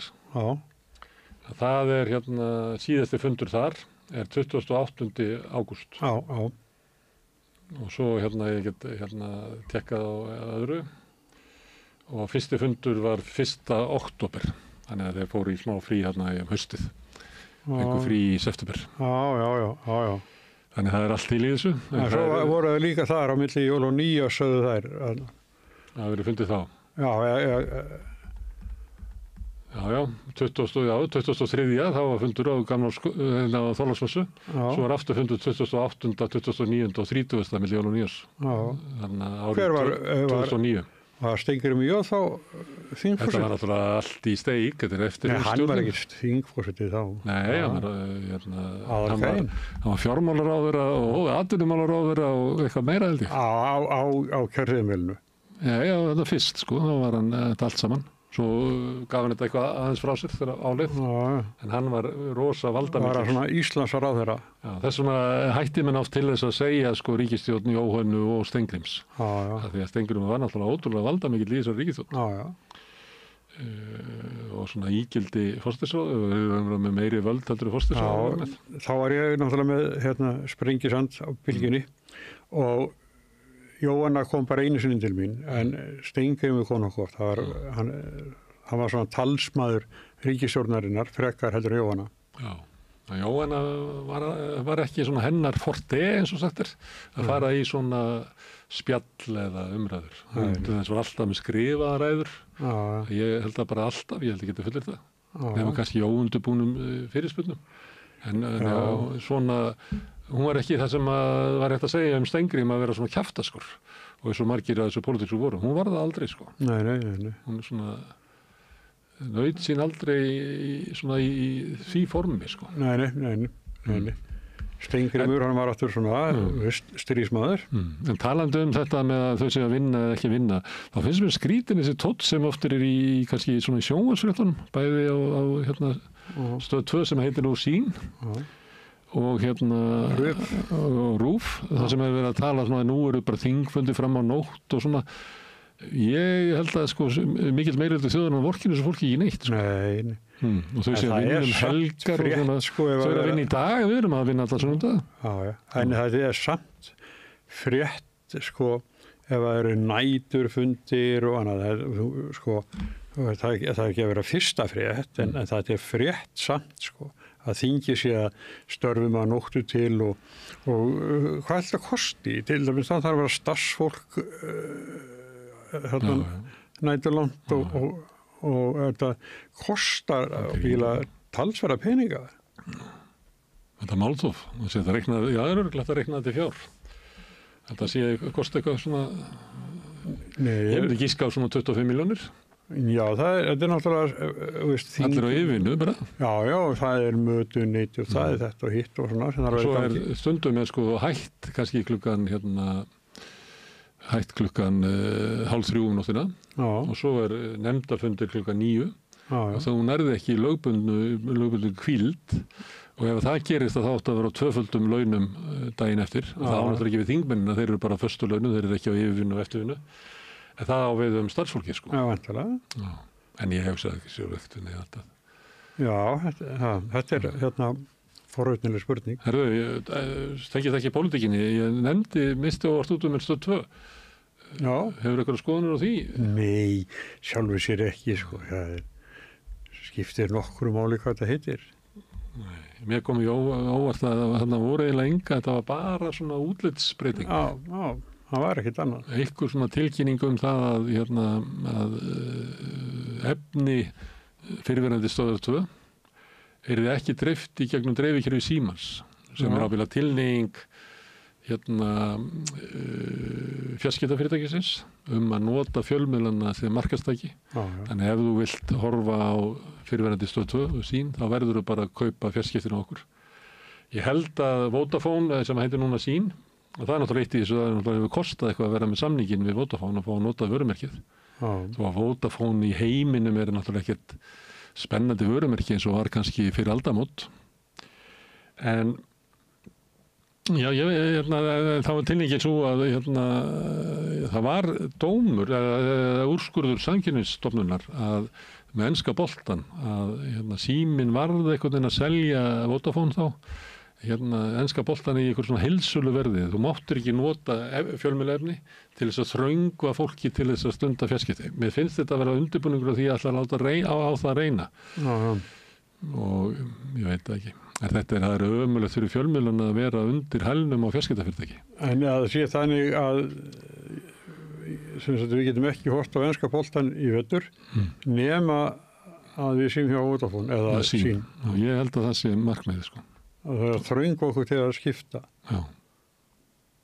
Og það var einhvern veginn orðað þannig að öll dreifing er á netinu og þetta með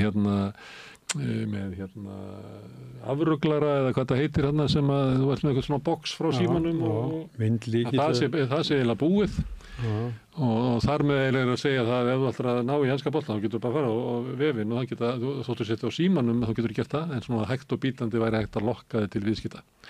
En fjölmiðlar allstar í heiminum standa mjög veikt og illa og það hjálpar þeim ekki að vera einhvern veginn reknir sem einhver næstum svo deild í fjarskiptafyrirtæki. Fjölmiðlar verða að hafa möguleika á að geta teygt sig þangað sem þeir þurfa til þess að geta verið á lífi.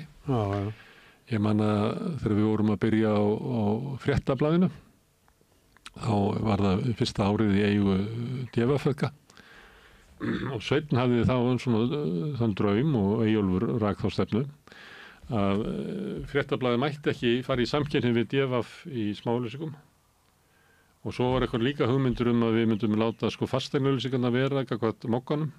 Það mættum ekki raskan innu. En málið var það náttúrulega útgerðin á því að halda úti Fréttablaðinu og dreifa í öll heimili á stór höfuðborgarsvæðinu.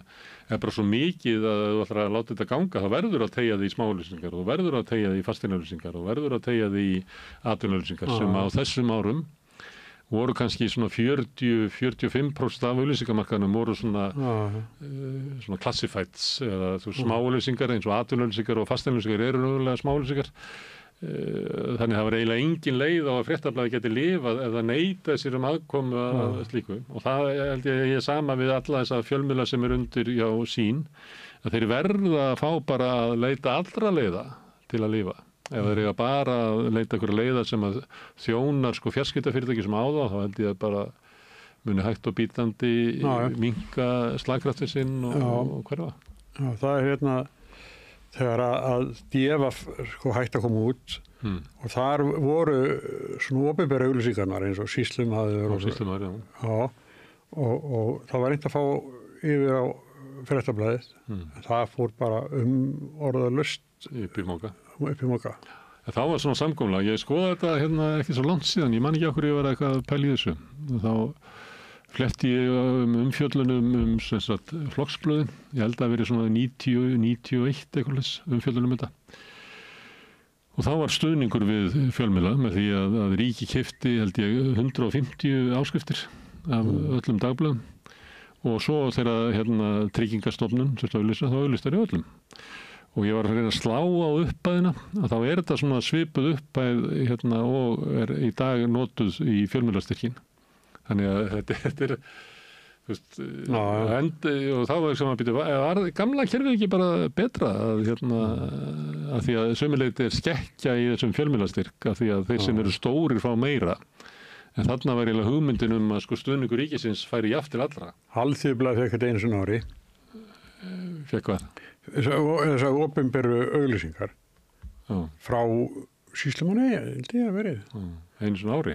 Já, og það hefði verið þannig að ámi heitin var eitthvað illa fyrirkallaður og yngar auglýsingar í blaðinu. Svo er bara hringt til mín og það var látið vita að það væri að koma sko þessar auglýsingar og við vorum með 8 sína blað. Ég held að þetta hafi tekið 6 síður sko. Ég spurði hvort ég mætti skipta þessu. Nei, þetta verður að vera í dag. Það var morgun. Þannig var svona ríkinu beitt til þess að íta undir jafna og raunverulega, eins og ég er að segja, það var eiginlega betra fyrirkomulega því að allir fengu það sama. DFF var svona fyrir utan, það var ekki flokksblað og fleira og ég held að það verið ástæðan fyrir að þeir fengu sko nauðungar frá fókita og það var þannig bara, það var þegar ég kom inn í blaðamennsku, það var búið að vera lengi sko, ég held að vera 8. áratugnum og held alveg út og það var eiginlega svona óbyrstuðningur en síðan þessar smáauglýsingar, það eru náttúrulega farnar út úr blöðunum yfir í á netið og stór hluti af auglýsingafénu sem að lá til grundvallar fjölmiðlarekstri kannski fyrir 30 árum er bæði búin að bara hverfa og fara svo yfir til Google og Meta. Við munum það að á fyrstu hæðinni í Þverárhellu hjá DFF að þá var oft bara örtröðu fólki. Með smáauglýsingar? Já, það var bara svo margir sem biðu, þetta var Þetta er það fyrsta sem að netið tók. Það voru smáauglýsingarnar. Þetta er bara gott að hafa þetta í huga þegar fólk er að hugsa svona akkur fjölmiðlarnir eru svona.